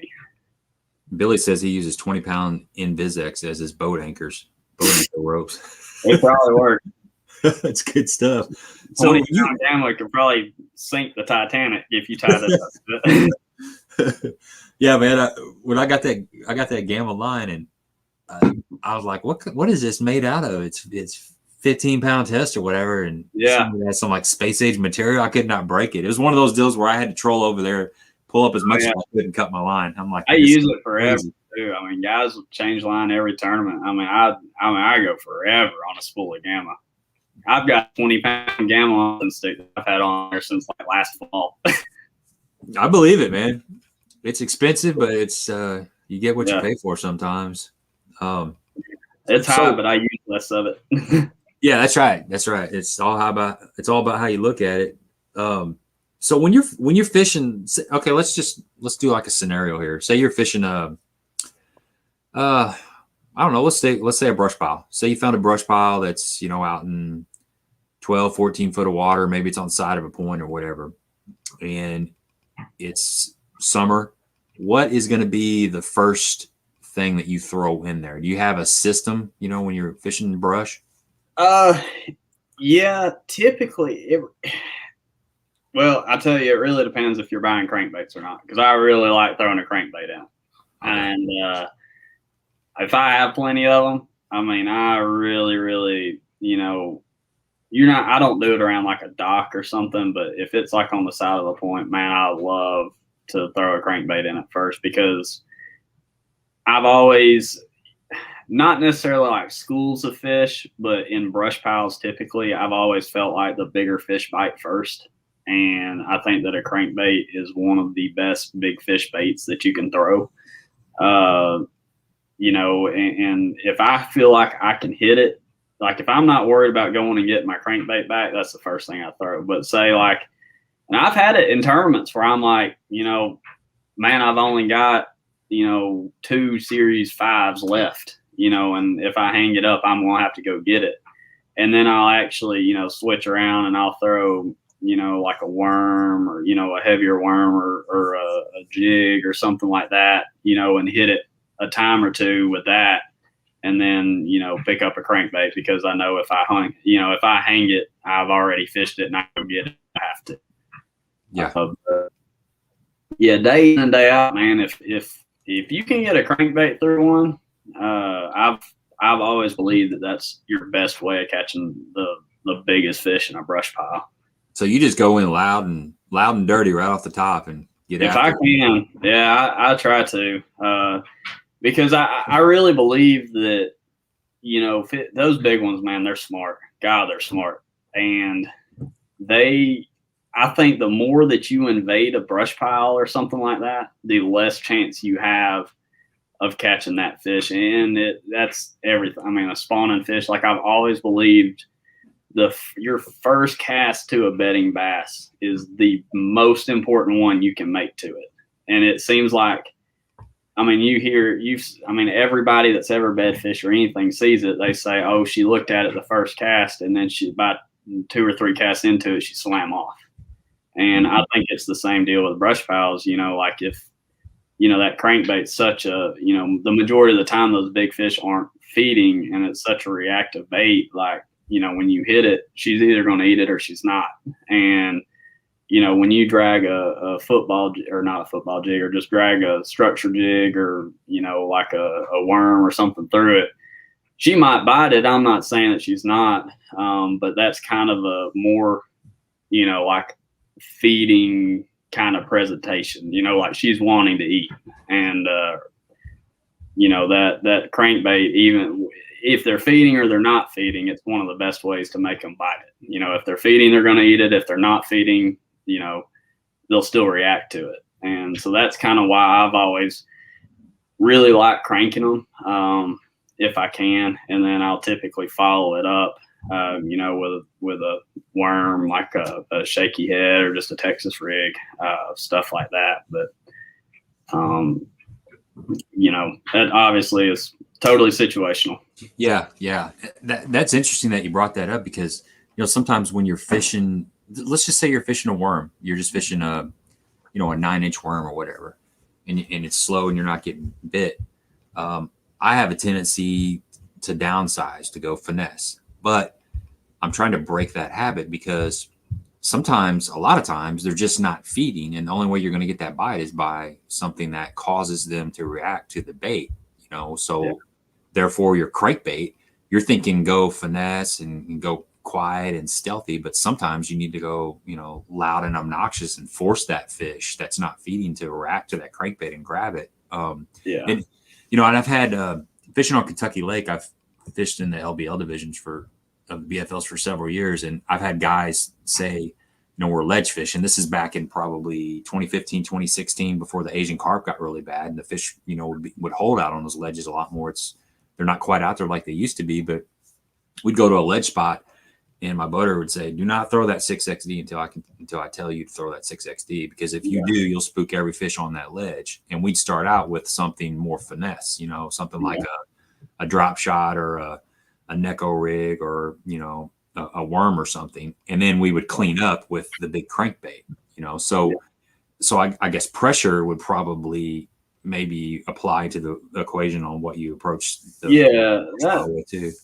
Yeah, that's for sure. I mean, that's definitely one of the biggest situations as far as a deciding factor is pressure. And, you know, if you're in we'll say like, you know, the tour event was that you follow last week, and a lot of guys were fishing brush piles, you know, like a situation like that where odds are, you know, a guy has found the same brush pile as you, you know, then that would be a situation where, you know, a finesse approach would probably be best first. Now, if it's a situation where, you know, you've either put brush piles out or you have found brush piles and know for a fact that you are not sharing them just based on the fact that, you know, you haven't had anybody on them, you know, then that's where you can get a little more, you know, aggressive right off the bat, in my opinion. Mm-hmm. Gotcha. Shane wants to know how the memory is on that Gamma line. I don't think it's bad for how stiff it is. I mean, it's stiff line, but as far as the memory goes, I mean, it's stiff and it doesn't stretch, but it really, you know, it's very, very manageable. I think it's called Real Snot. I think I got it because I didn't have any Real Magic, but like I use line conditioner pretty religiously, and I mean that helps a lot just for the castability and stuff. Not so much the castability as it is just, I don't like that sound of like, you know, fluorocarbon after it, you know, kind of gets dirty and dried out a little bit. You know, I don't like that grinding sound. So what I do is I'll spray like a little bit I think it's called Real Snot or Line Snot. I can't remember. I'll put like just a little bit on my fingers and make a really long cast, and I'll like hold my line with my fingers and reel it in, and it kind of puts that good, like fresh coating back on it, and it lasts, you know, pretty long. I use that a lot in the summertime. Just because, like, to me, you know, it kind of that there's something about the sun and that hot sun beating down on your reels. It seems like it takes like a coating or something off of fluorocarbon after a while and kind of makes it like real. I flip my reels over sometimes, you know, in the summertime. I'll flip them, you know, instead of the spool being facing up, I'll flip them over upside down just to kind of protect them from the sun. Yeah. I think that helps with the line itself. Phil says that first cast in a brush pile is just like the first set on a big buck. Yeah, it's about the same. I mean, they don't get big being stupid. I mean, and it's you know, and you can use. I refer back to bed fishing a lot because it's one of the few times that you can really see with your own two eyes how a bass reacts, and you know, like the brush pile deal and everything, like we were talking. You know, some of the biggest fish that I catch looking at them is I don't even see the fish. I'll be like up shallow and I'll just barely either get a glimpse of one or just see a flash or just see a bright spot and like throw to it, and you'll tighten up and one will have it. And it's almost every single time it'll be the big one. Now, if you go past it and you look down and you're like, oh, there's a 12-incher and a 6-pounder. Well, you can pass that fish and turn around, and almost every time you have to really work hard to make that fish bite. And I just think that it's a surprise factor. I just think that those, you know, true big ones, you know, 5+ pound fish, I just think they're really, really smart. You know, especially nowadays and after COVID and everything, everybody fished for so long. I mean, they all got just pressured everywhere, all over the country. So that's kind of, you know, I think that your first cast on something like that is typically your most important one. And you know, it's like, say you find a isolated brush pile. I mean, one of the biggest things I say is just constantly change angles. You know, like I do almost a circle around them. And the reason being, especially cranking, you know, like a finesse approach, it's a little different. You know, I don't really, you know, just go crazy going in a circle around them or anything, but like with a crankbait or, you know, something kind of that reacts more. I throw a swim bait a little bit, you know, over the top of it. That's helped a lot, you know, with forward facing sonar where you can actually see it, count it down. So that's kind of changed a little bit. But say at crankbait, you know, I constantly do a circle around my waypoint. And the reason being is we're going to go back to the sight fishing deal. Like, you know, you can have a fish in a bed and he's looking at a bait. Well, if he's facing you looking at your bait and you hop it, you know, really quick, most of the time he doesn't do anything because it goes away from him. But if he's facing away from you with your bait on, you know, in front of his nose and he's between you and him and you hop it, almost every time he either nips at it, swats at it, tries to get it, you know. And the reason being is because you hopped it into his face. And it's the same with that crankbait in that brush pile. When it's going down, it hits a limb, you know, and it pops off, all of a sudden it's in his face. Well, if he's facing the opposite direction, you know, he's not going to turn and swat at it because it's not in his face. So, you know, when you go around that waypoint, you're basically hoping that eventually you hit it to where, you know, when it hits a branch or whatever, it's going to pop off and it's going to be the direction he's facing and he swats at it or, you know, reacts to it. I mean, on those days where it's really tough and you do that, you'd be really surprised. I mean, I catch probably 3/4 of them will just like be hooked in the side of the face. And the reason it is they're not wanting to eat it. They just swat at it, you know, because they can't help it. It's like if, you know, if we're standing, you know, sitting on, or we'll say we're sitting on the couch, you're on one end and I'm on the other and I'm holding a tennis ball and I throw it to you.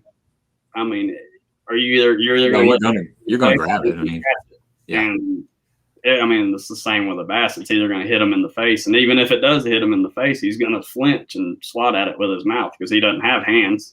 So, so that's why I've always, you know, try to go around, change angles. And, you know, it's not like some of those people, you know, they say that, you know, a bass, he faces a certain way and, you know, he's only feeding this way. When a bass is feeding, he doesn't care if it's behind him, in front of him. But when they're not feeding, that's when the angle deal is really important because you want that bait to hit and deflect off something. And when it deflects, you want it to be the direction he's facing.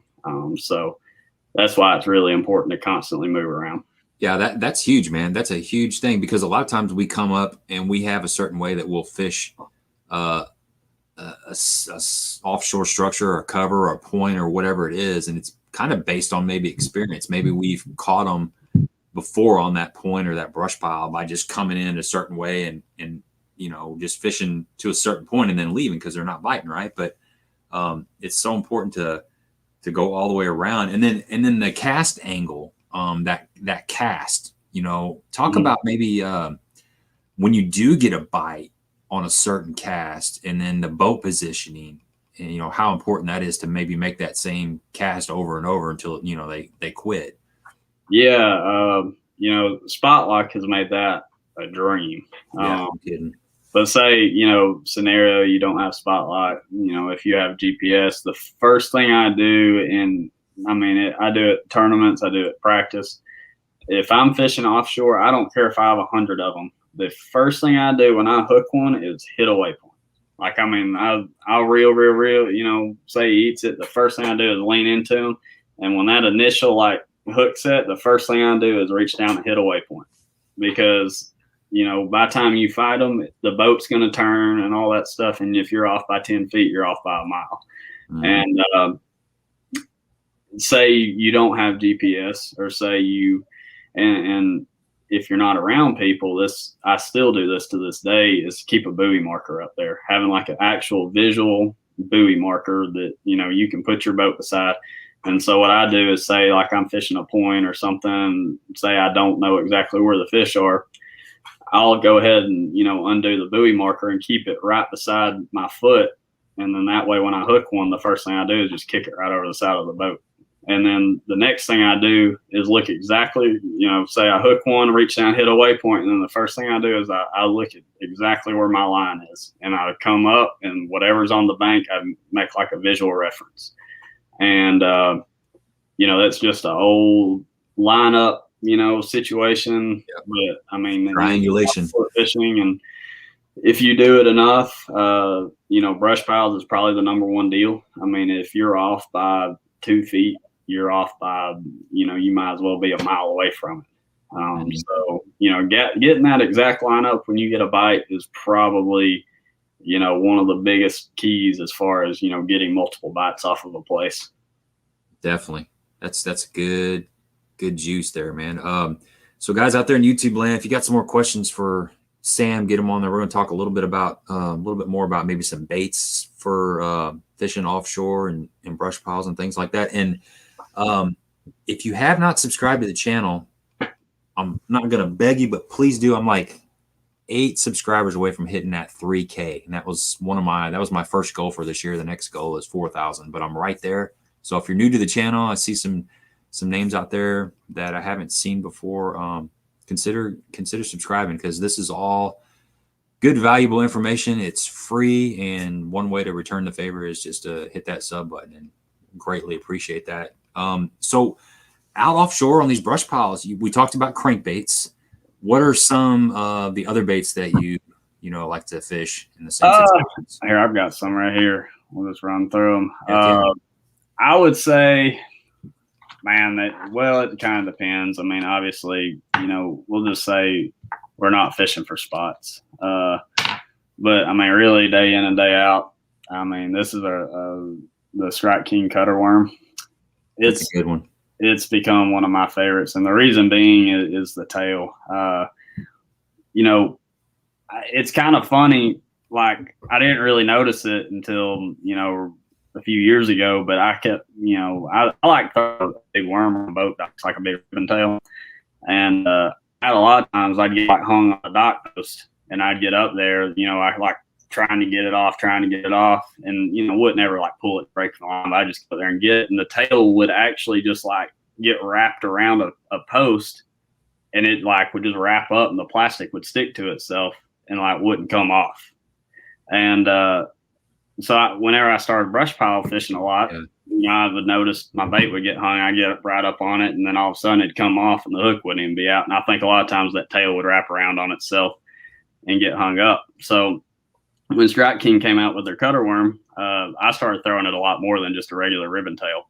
And it comes through it really, really, really well. And also, too, I think you get a lot less bites from like bluegill and crap that, you'll swing, you get, thump, and you'll be down in the brush, and you think one's got it, and you swing, and then you come back with, you either hang in the brush pile or come back without a tail. And so, that kind of reduces that hassle. But that cutter worm, man, it's a good one. I throw it a lot on a 5/16. I try to throw it pretty lightweight, fishing a brush pile. I always peg it.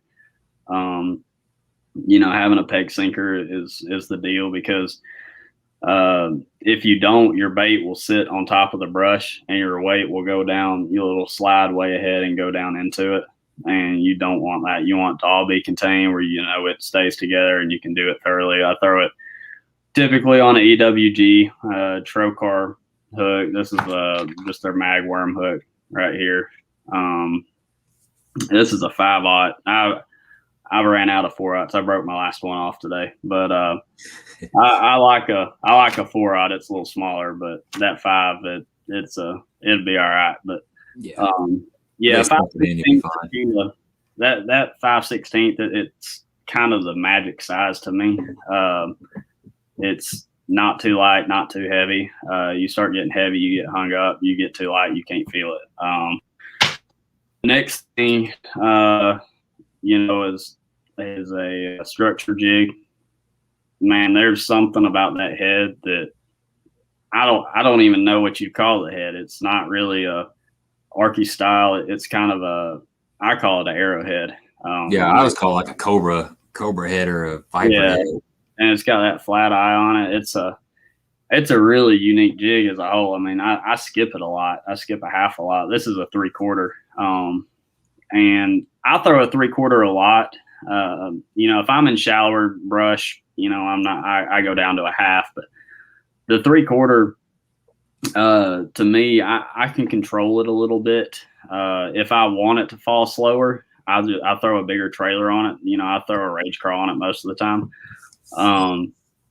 And that's a big trailer. I mean, it's, got a lot of resistance. So like it's going to slow that bait down. So, throwing a 3/4 with say like a just a straight jig chunk, it's gonna probably fall a little quick and probably kind of stay down in the brush more, and you'll probably get hung up a little bit more. But and if you wanted to do that, I'd switch to like a half. But I really like that Rage Crawl trailer. Now I throw a shaky head a lot too. This is the Super Finesse Worm by Strike King. I really like this one. I've kind of started using this exclusively, and the reason being is it's got the Elastec in it, and I think you get more bites on that. And the number one reason being is when you say like you're dragging, I throw a shaky head like that. I throw it for largemouth, but I really like that on like a spotted bass place like Smith Lake or something. But say like you pull it into a brush pile or something down there. Well, when you hit a limb, whether it be with that worm or jig, when I hit a limb, I basically stop the bait and leave it. Well, on that Elastec, that stuff floats. I mean, it comes straight up, and it's like actually up out of the brush instead of just hanging down on the bottom of it. So I think it kind of, as far as sitting still, like when you hit a limb, you can just sit there and, shake your slack a little bit. And I think that it gets you a few more bites. And also your hook stays in it a little bit better, for hitting those piles. Like it doesn't, just barely catch your hook point and pull the whole bait down and get hung up and stay aggravated. So it's good at holding the hook in the bait. That's probably one of my favorites, especially on, like a clear body of water. But like I said earlier, at the end of the day, I've got 4 or 5 of them here, but I'm big crankbait fan. So what colors you got there, man? What's some of your go-to colors on those 5 and 6 XDs? It doesn't matter as long as it's green gizzard.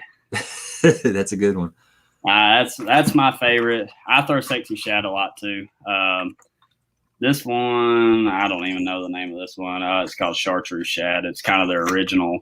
It was like before Chartreuse Sexy Shad and all that. It's kind of got a clear purpley hue with just a little shad line. That's a Series 6. I've really, we talked about the XD series and stuff. Man, that like this whole series alone, man, it gets really ignored. The 4s, 5s, and 6s. Everybody, we got into the whole XD thing. I kind of like it because not a lot of people throw the regular series anymore. I think I catch more on a Series 5 and a Series 6 than I do the XDs. And I've had Mark Menendez on the stream 2 times. He lives down at Kentucky Lake, not too far from me. And he says the Series 5 is his favorite crankbait. He said in his opinion, it's the best one that's been made so far, or his favorite. So yeah, absolutely. I I'll about agree with that. Man, it's different. Like the whole bill angle and everything it runs totally different than an XD. Now, don't get me wrong, the XD is a perfect crankbait, but it, like everything in fishing, it's situational. You can have the best spinnerbait, chatterbait in the world and throw it at the wrong time, and you think it's not any good. So like to me, the 4s, 5s, and 6 is when I'm wanting to throw. When I'm it's one of two things. I'm either throwing it on kind of shallower stuff that is a little too shallow for that size. So say like a Series 4 runs like 5 to 8. Well, on the Tennessee River, we fish a lot of shallow bars, like kind of that 3 to 5 foot range. That's, I don't really like the way a square bill grinds on that depth zone sometimes, but that Series 4, I can fish it all the way up on top of that bar effectively, and all the way when it comes out to like that 8 foot range, it stays digging and doesn't roll over. And the same with a 5, same with a 6. Now, when I'm cranking brush, I rarely go with the XD because with the original Series 4 through 6, the bill angle allows that bait to deflect a lot better as far as, cover. It's made, I don't know if you'd say it's made for it, but it's the way it's designed and the way that bait wobbles. I just think it stays a lot less, hangy, and it digs a little more. And it's a slower crankbait. And when I mean slower, like when you wind it, I mean, you barely have to wind it, and it's moving a lot and thumping. Now at XD, in my opinion, that's more of like a hot summertime, clean bottom river ledge or point, or, you know, a creek channel mouth or something where it's clean bottom. There's not really, you know, cover around, and you're trying to like move that bait quick. That's when I switch to an XD. But when I'm cranking brush piles, I typically stay with the original series 4 through the 6. Okay. Phil wants to know, have you ever thrown the DD22 at all? Yeah. I mean, that was like kind of the original crankbait. I mean, I grew up throwing one. I still have some, but you know, to me, that DD22, it's really similar to that Series 6. So I mean, yeah, I've just kind of gotten away from the DD22 and more, you know, into the 6. Now, to me, a 6XD is a crankbait of its own. The DD22, I mean, I've never really been able to get 122 feet. I'm sure some guys can, but that's a really good, like 15 to 17 foot crankbait, in my opinion, which is what that Series 6 is. So, I mean, you know, the fact that I can get a Series 6 for free, I just throw a Series 6. So if I hang it up, my feelings aren't hurt too bad. Yeah, right. I totally understand. Well, I got a couple more questions for you, and we'll let you go. It's been awesome. So this is something I've been thinking about a lot, and I've kind of touched on this with a couple different guests. But what's your opinion on side imaging and forward-facing sonar? And do you think it spooks the fish? Have you seen it affect how fish react to the boat, or have you noticed anything, you know, that pertains to that stuff? Man, yes and no. I don't know if it really helps. I mean, when I'm fishing shallow, I try to turn my stuff off. Yeah. But like, I've seen it where really, really pressured fish. I mean, like when I say pressured, I mean, for example, like we were at, we had our tour event at Chickamauga last year, you know, right. It was like our first event back after COVID started. And a lot of the Major League Fishing guys, we all kind of got combined just because of, you know, like nobody was able to fish. So like everybody kind of was fishing together. Like we had Major League Fishing guys with us. We were at Chickamauga in June with, I think there was like 210 boats in it. And I mean, it's not like your average 200 boat tournament where, you know, 150 of them, you know, are going to be doing something else. Like it's, I mean, when there's 200 of us on Chickamauga in June at that caliber and the tour plus Major League Fishing guys, like there's no secrets. I mean, like those guys, I mean, you'd be idling for 10 miles on nothing and find a school out there and like get to it on day one. There'd be like 4 people on it. Like they find everything. Yeah. And so in that situation, you know, everybody was kind of working together and, you know, we were all sharing stuff. I mean, there was times where I was sitting beside like 8 people on a river ledge, and I don't know if it's the sonars or just the fact that there's boats and trolling motors, but there's definitely sound in the water. And I definitely believe that has something to do with, you know, pressured fish. Now, when they first get out there, I don't think that it really matters, but after they've been, you know, it doesn't take them long to figure out that every time they hear a motor idle over them with pinging and then turn around and their buddy gets jerked out of the school of fish with a 6XD, I mean, it doesn't really take them long to figure out that those are all kind of associated together. Right. But LiveScope itself, I think you can kind of hear it, I guess, like when it's out of the water, but it's a lot quieter than, you know, a traditional sonar. I guess it's a different technology. That's not really my strong point, is understanding the difference, but it's definitely kind of a different, you know, technology as far as the waves or whatever. I don't even know what you would consider it. It's basically I mean, I don't even know what you did consider ultrasound, I guess. Yeah. But I don't know the details of it either. I do think that, you know, on really pressured situations that it helps, you know, turning your sonars and stuff off. Yeah, I'm you touched on the shallow flipping. There's just fishing shallow and turning your graphs off. I think that's key, especially on a really hard bottom lake. You got a lot of rock. That transducer is just pinging all over the place. And I've been in several situations where the fish were up really shallow, and you know, I had this. You can just see fish taking off. It could be the trolling motor. You know, you see a lot of gizzard shad spooking out of the grass, but I think they're hearing that stuff a lot of times. Yeah. I think the trolling motors is the biggest thing that they hear. I think so too.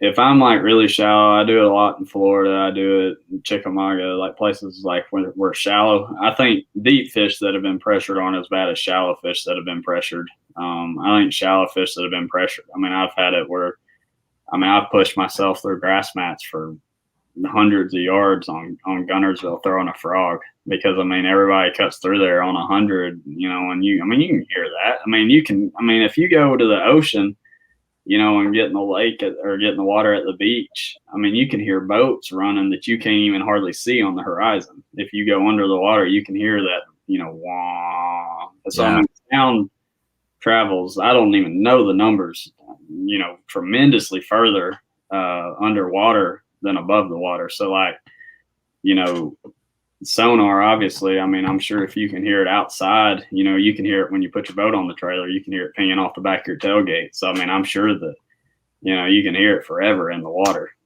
And that's what fish do, man. That's their job, to be in tune with their environment. I mean, yeah, they pick up anything.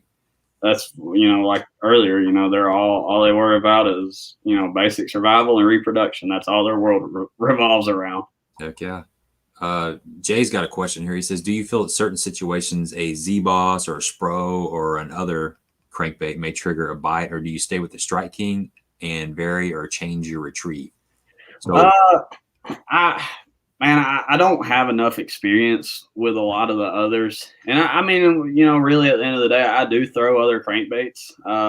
You know, there are times where I do throw, you know, other brands. I mean, everybody does. I mean, when it's cold, I throw a DT6 a lot. I mean, there's no secret that that's what people throw. And, but as far as like a deep crankbait, man, I really don't mess with a lot of other ones. And the reason being is, first off, I'm bad about getting too much stuff in my head. And second off, I know, like, I mean, within, I mean, the dot of exactly what crankbait does what, you know, in each Strike King line, like I can know, like if I have a scenario, I know exactly how each one will work, and they make one for basically every situation if you know how to use it. That's why, you know, when I said earlier, you know, I predominantly crank with 12-pound line, is because, and the same gear ratio for everything, is because I know how that acts. And I know, like, if I'm making a cast with a Series 4 and I'm not hitting how I want to hit, I know that I can put on a 5 and hit exactly that. Whereas if I was cranking, you know, with 14 or had different rods, you know, if I was throwing like a Series 4 on 14, but I'm not hitting, you know, and then I put a Series 5 and then put it on 12, well, now it's going too deep. And so that's kind of, that's why I always try to stick with the same things. That's why I really, you know, it's hard for me to stray from the series, you know, just the whole series of crankbaits throughout Strike King, is just because I know, you know, exactly what each one of them does. I've played with them enough, you know, on the water and in a swimming pool, you know, it's, and that's the thing with that whole, you know, scenario is, you know, in my opinion, a bass, it doesn't say, you know, oh, there's a, you know, this brand or that brand, I'm going to eat this over that. I think that it's strictly for the reason of your crankbait. That crankbait in that specific scenario is doing exactly the depth zone, and the depth zone and the tightness of the wobble are the two biggest important things. And so, like, when you have a crankbait that's out fishing another one, I think that's why it's happening. And so in that scenario, you know, I'm just comfortable, you know, knowing, you know, which one to switch to within the Strike King lineup, you know, to change up to get those bites. Yeah, that so Mike Russell's a friend of mine. He's Bag 5 Baits, and he's on the product development team with Strike King. He's designed some of their color patterns and stuff for their hard baits. But he does custom painting as well. And he had a client, he was telling me he had a client that came to him and said, "Hey, I want you to paint me 1.0, 1.5, 2.5, 5XD, 6XD, 10XD. And I want them in 2 colors. I want something that I can throw in clearer water and something I can throw in stain water."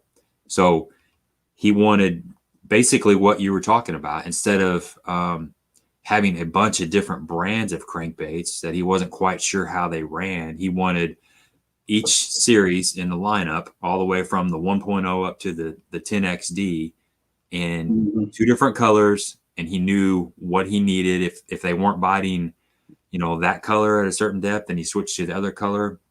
Yeah. And if they weren't biting any of them, then they weren't biting a crankbait that day, you know. Yeah. So you got to, I guess, simplifying, you know, where possible just saves you time on the water and a headache. Yeah. I'm sure there's scenarios where, you know, 1 or 2, like a slight color difference might get you 1 extra bite. But sure, man, at the end of the day, I mean, you can get so easy. I mean, if you just go look at Tackle Warehouse or something, man, you can get so like overwhelmed. I mean, and that's one thing, you know, about LiveScope. And I mean, we've talked about how picky brush pile fish can be and all this stuff, but I'm going to tell you, at the end of the day, when a bass is feeding, I mean, he has made his mind up way before your bait ever gets there, if he's going to eat it or not. I mean, I think that, you know, I think we're bad about overthinking, you know, kind of color and selection. I mean, I think that, you know, I think that a lot of times, like when you're out fishing your buddy, I mean, the big thing is, you know, if you're on the front of the boat, you're getting the first shot at an active fish, and he would have bit,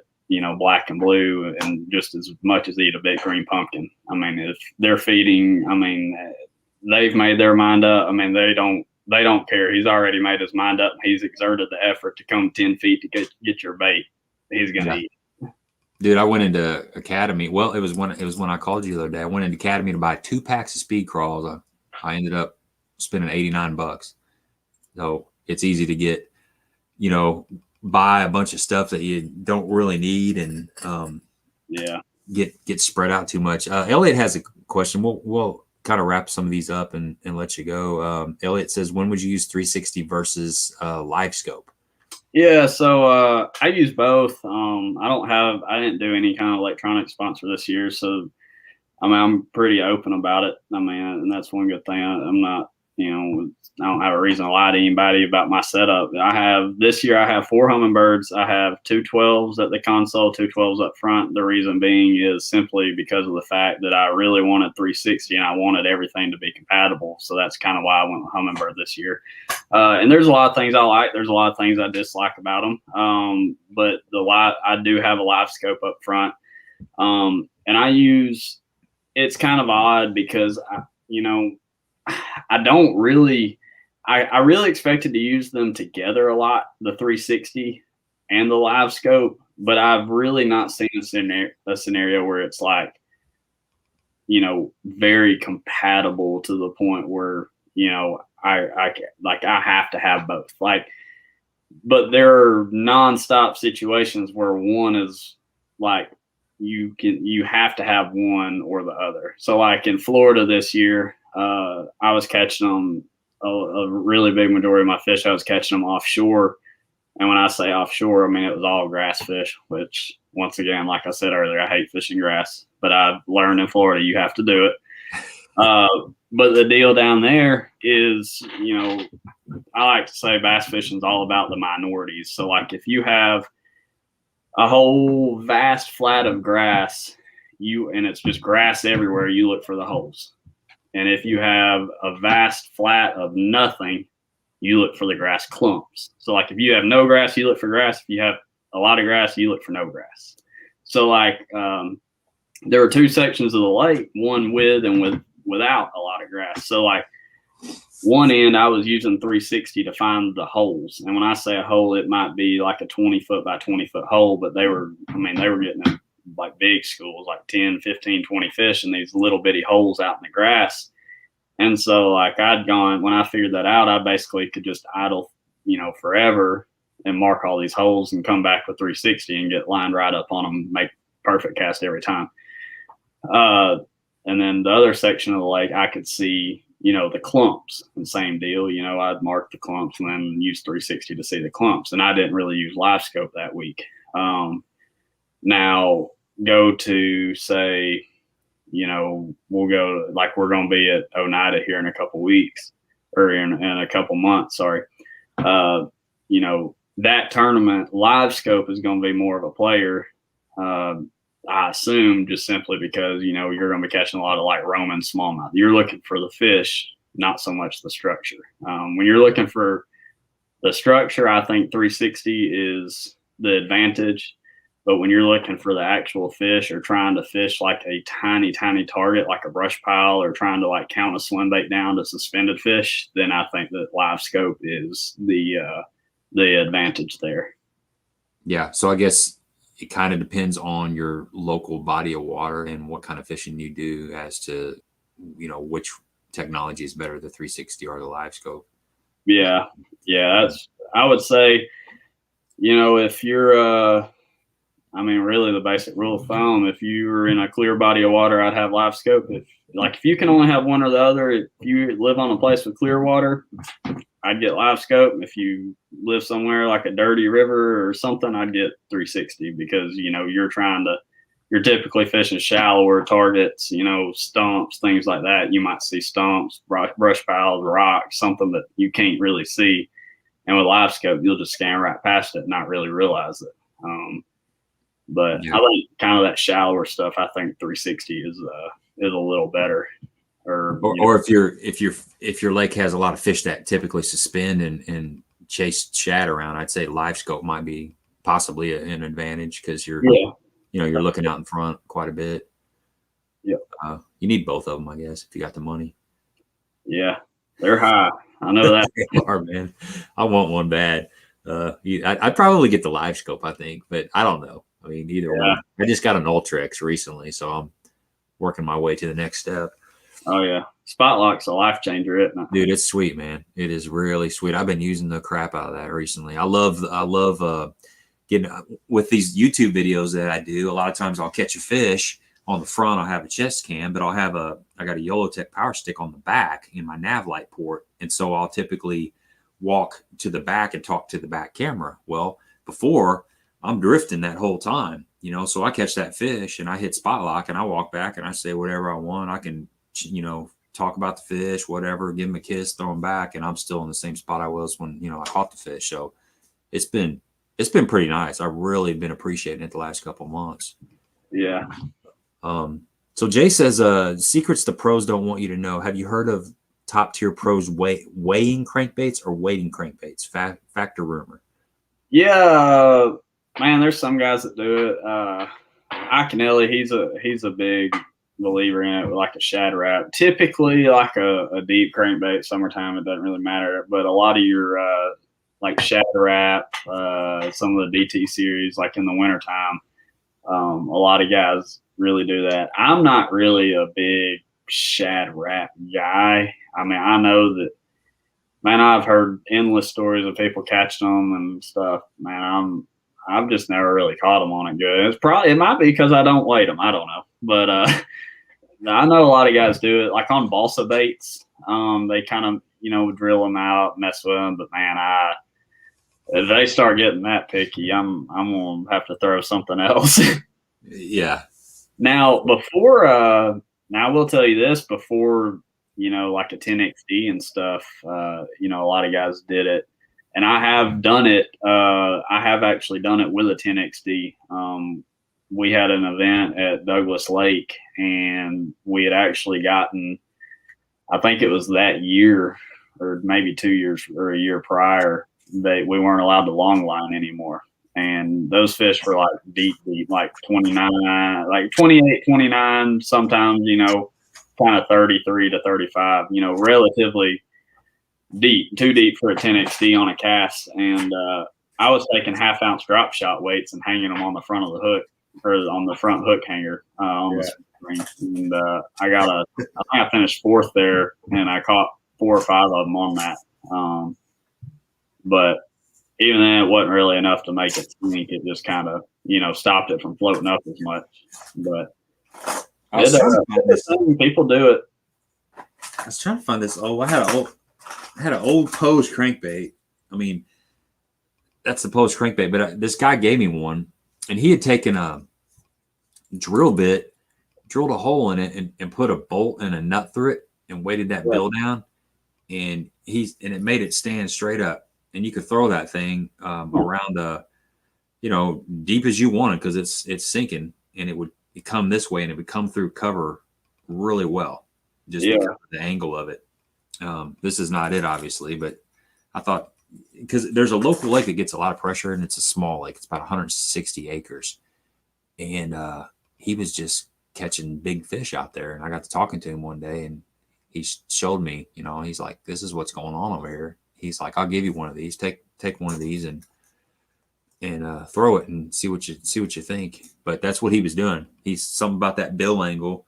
Obviously, it's weighted, so it's going to go as deep as you let it go. But that bill angle would come through brush really well. So yeah, I don't know. I didn't have enough confidence really to give it. Something about a crankbait just sinking to the bottom threw me off. But I don't really like them to just straight up sink. No, I like to have more control of them. Yeah. Well, I got one more question for you. The elites are going down to Guntersville. What do you think's going on down there? How's it going to fish? Are we going to see, 90 pounds for 4 days, or is it stingy? What's going on? Man, it's hard to say. This time of year is always up in the air. I talked to, there's a lot of stuff going on. So like, being around here, we have, Wheeler, Wilson, Pickwick, Guntersville, where it is. And then we have Nickajack, Chickamauga. So like, obviously it's been off limits for a while. And I talked to Gerald Swindle the other day, and, he claimed that, he'd fished some of the other lakes around, and it didn't really seem like as many of them were offshore as people were kind of expecting them. And so now, I've heard that Pickwick, they're out off the bank like crazy right now. So, it's kind of, as far as like a latitude line, they're all kind of in the same region. So it could go up in the air. You could have guys, I think a really big majority of guys are going to still catch them shallow. But I think that if you could there's going to be somebody that will find schools during the event that weren't there, the day prior, and they're going to rail them. But I don't think weight-wise, I don't think it's going to be just incredible. I think that, it's Guntersville. It still take a lot of weight. Man, I'd hate to pick a number. I'd hate to lowball it, and I'd hate to overdo it, but I'd say, kind of that 21 to 23 pounds a day would get you close. Just because I think that, and that may be really low, I don't know, but man, there's just so many fish, like they're just so spread out. It's not that they're not biting. It's just, there's not a million of them out deep, and there's not a million of them up shallow, and they're kind of in between. And typically when that happens, it doesn't really, it's not just a straight up, slugfest. And there'll be big fish that in between stuff. Do what? You got to fish that in between stuff. Takes a little more time. And so I think you'll see guys, go up, they'll catch a few, on a shad spawn, and then they might catch a few, 1 or 2 sight fishing, and they might catch some that spawned a month ago out on a river ledge. So it could be, it'll be cool to see, all the different stuff happen, because I don't think it's going to be dominated by just one thing. That's cool. I kind of like those kind of tournaments, it makes for a good live, because you got different people. Well, first of all, everybody's spread out, which is nice. And secondly, you get to see the same body of water, the same time, the same day, but people catching fish all different ways. And it just kind of, it kind of helps you see visually that there are lots of different ways to catch fish, during the same time period. You don't have to go and do the same thing. And it might actually open up some avenues that you hadn't thought about, different ways to approach fish during the spawn, the post spawn, and all that. Yeah. I had to pick a guy. I'm going to call it right now. I'm picking John Cox. He's hard to beat, man. I know. I'm picking. He's won a bajillion boats this time of year at Chickamauga, and I think it's setting up basically exactly how Chickamauga is this time of year. I think a lot of guys will be looking out deep, but he catches he's won a lot of stuff out there, when they're spawning. But I mean, he's won 2 or 3 events I've fished up there. He's won a couple of them, and a lot of them are post-spawn fish that are, relating to bluegill beds and stuff like that. And I think that's going to be a big player this week, if I had to guess. And he's really good at utilizing it. So I think if I was playing fantasy fishing, I'd have him on my team. See, I'm playing fantasy fishing. That's a good pick. And I think, he's obviously, his mind is off the charts, but he commits to that shallow stuff. And I think that's why he's so deadly. He's not going offshore for a day or two, and then spending some time shallow and in between. It seems like he's a sniper, man. He focuses shallow, and he utilizes all his time to find that pattern. But great fisherman, unbelievable. Yeah, he's one of the best I've ever been around, I think. I remember we were at Rayburn, what was that, I guess 2 years or a year ago. And it was the final day of the FLW event out there. He was leading. I think I was in 4th or something that final day. And he was talking about how he said, yeah, man. He said, I went out graphing yesterday. He said, I saw like 10 or 15 down in the bottom of the ditch, and I turned around with a Carolina rig, but I couldn't make them bite. And I sat there and looked at him. I said, can you repeat what you said really slow? Because I think you just said a Carolina rig. I said, I didn't even think you had one of those. He said, I know, man. I know. I just had to do it because everyone else was. Yeah, he just had to see what it was all about. Yeah. That's funny. He fished, I think he fished like 3 or 4 years on tour before he ever even had a graph on his boat. Yeah, well, he won an event last year or the year before on a crankbait, and I think that was the first time he'd thrown a shallow running crankbait. Supposedly. Yeah, that was the one. He won it at Rayburn on it. The best part about that story is he told me he had been fishing there. It was up in an area, there was some riprap, and he was fishing the riprap, and he turned around and threw it out like to get a backlash or something out, and threw it out over a grass flat and caught like a 5-pounder, and then turned around. Hey, the tournament there. When you got it, man. However it comes. That would only happen to John Cox. That's right. Good stuff. Well, man, we've been on here for almost 2.5 hours. It's been awesome to hang out with you, man. Appreciate you spending your evening, and lots of good stuff. I'm going to go back and listen to the playback tomorrow. I always like to do that because when you're in the middle of all this, you don't catch all the details. So, but like I said, it's good to meet you. And I'll definitely tell Roger. I'll probably run into Roger tomorrow, and I'll tell him that we did this live stream and let him know. He told me right before we came on here. I thought he knew it was coming, but I thought it was just coincidence. He just Roger being Roger. Yeah. So, well, good. Hey, good luck in the rest of the season and in the future, and I'll try to keep in contact with you, and maybe you'll be on that elite series before you know. Yeah, I hope so. We'll see. I appreciate it. I enjoyed it. Yeah, same here, man. I'll talk to you later, buddy. See ya. All right, guys, that is it. That was awesome, man. A lot of good stuff. He's a young guy, but he's got a ton of experience, and he is. You're going to see his name, I do believe. If you don't already know him, you soon will. He's on a quest to make the elites, and he's got a good start. So that's it. Thursday, we got another live stream. It's going to be a Fishing Reports live stream. Ron DeRosa is up at Mille Lacs, and I will soon be up at Mille Lacs. I'm really excited about that. But he's been. Oh, let me show you a picture. You guys that are still on here, let me show you this picture he sent me. So the opener on Mille Lacs, they have a season. They cannot fish for smallmouth and walleyes until it was this Saturday. So he's been up there for quite a while just looking at them. He hasn't been able to actually fish for them. So he sent me this picture.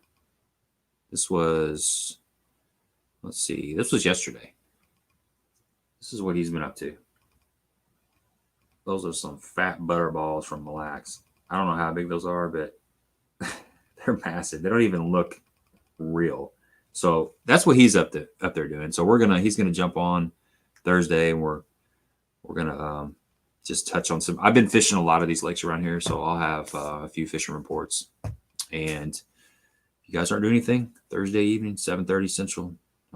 That'll probably be the last one for a while. We may do one up at Mille Lacs because I'll be going up there, so we won't have it next Monday, but we'll have that one. And I guess that's it. I hope you guys enjoyed the program, and that's all I got for you. Appreciate everybody. So talk to you later. Adios, muchachos.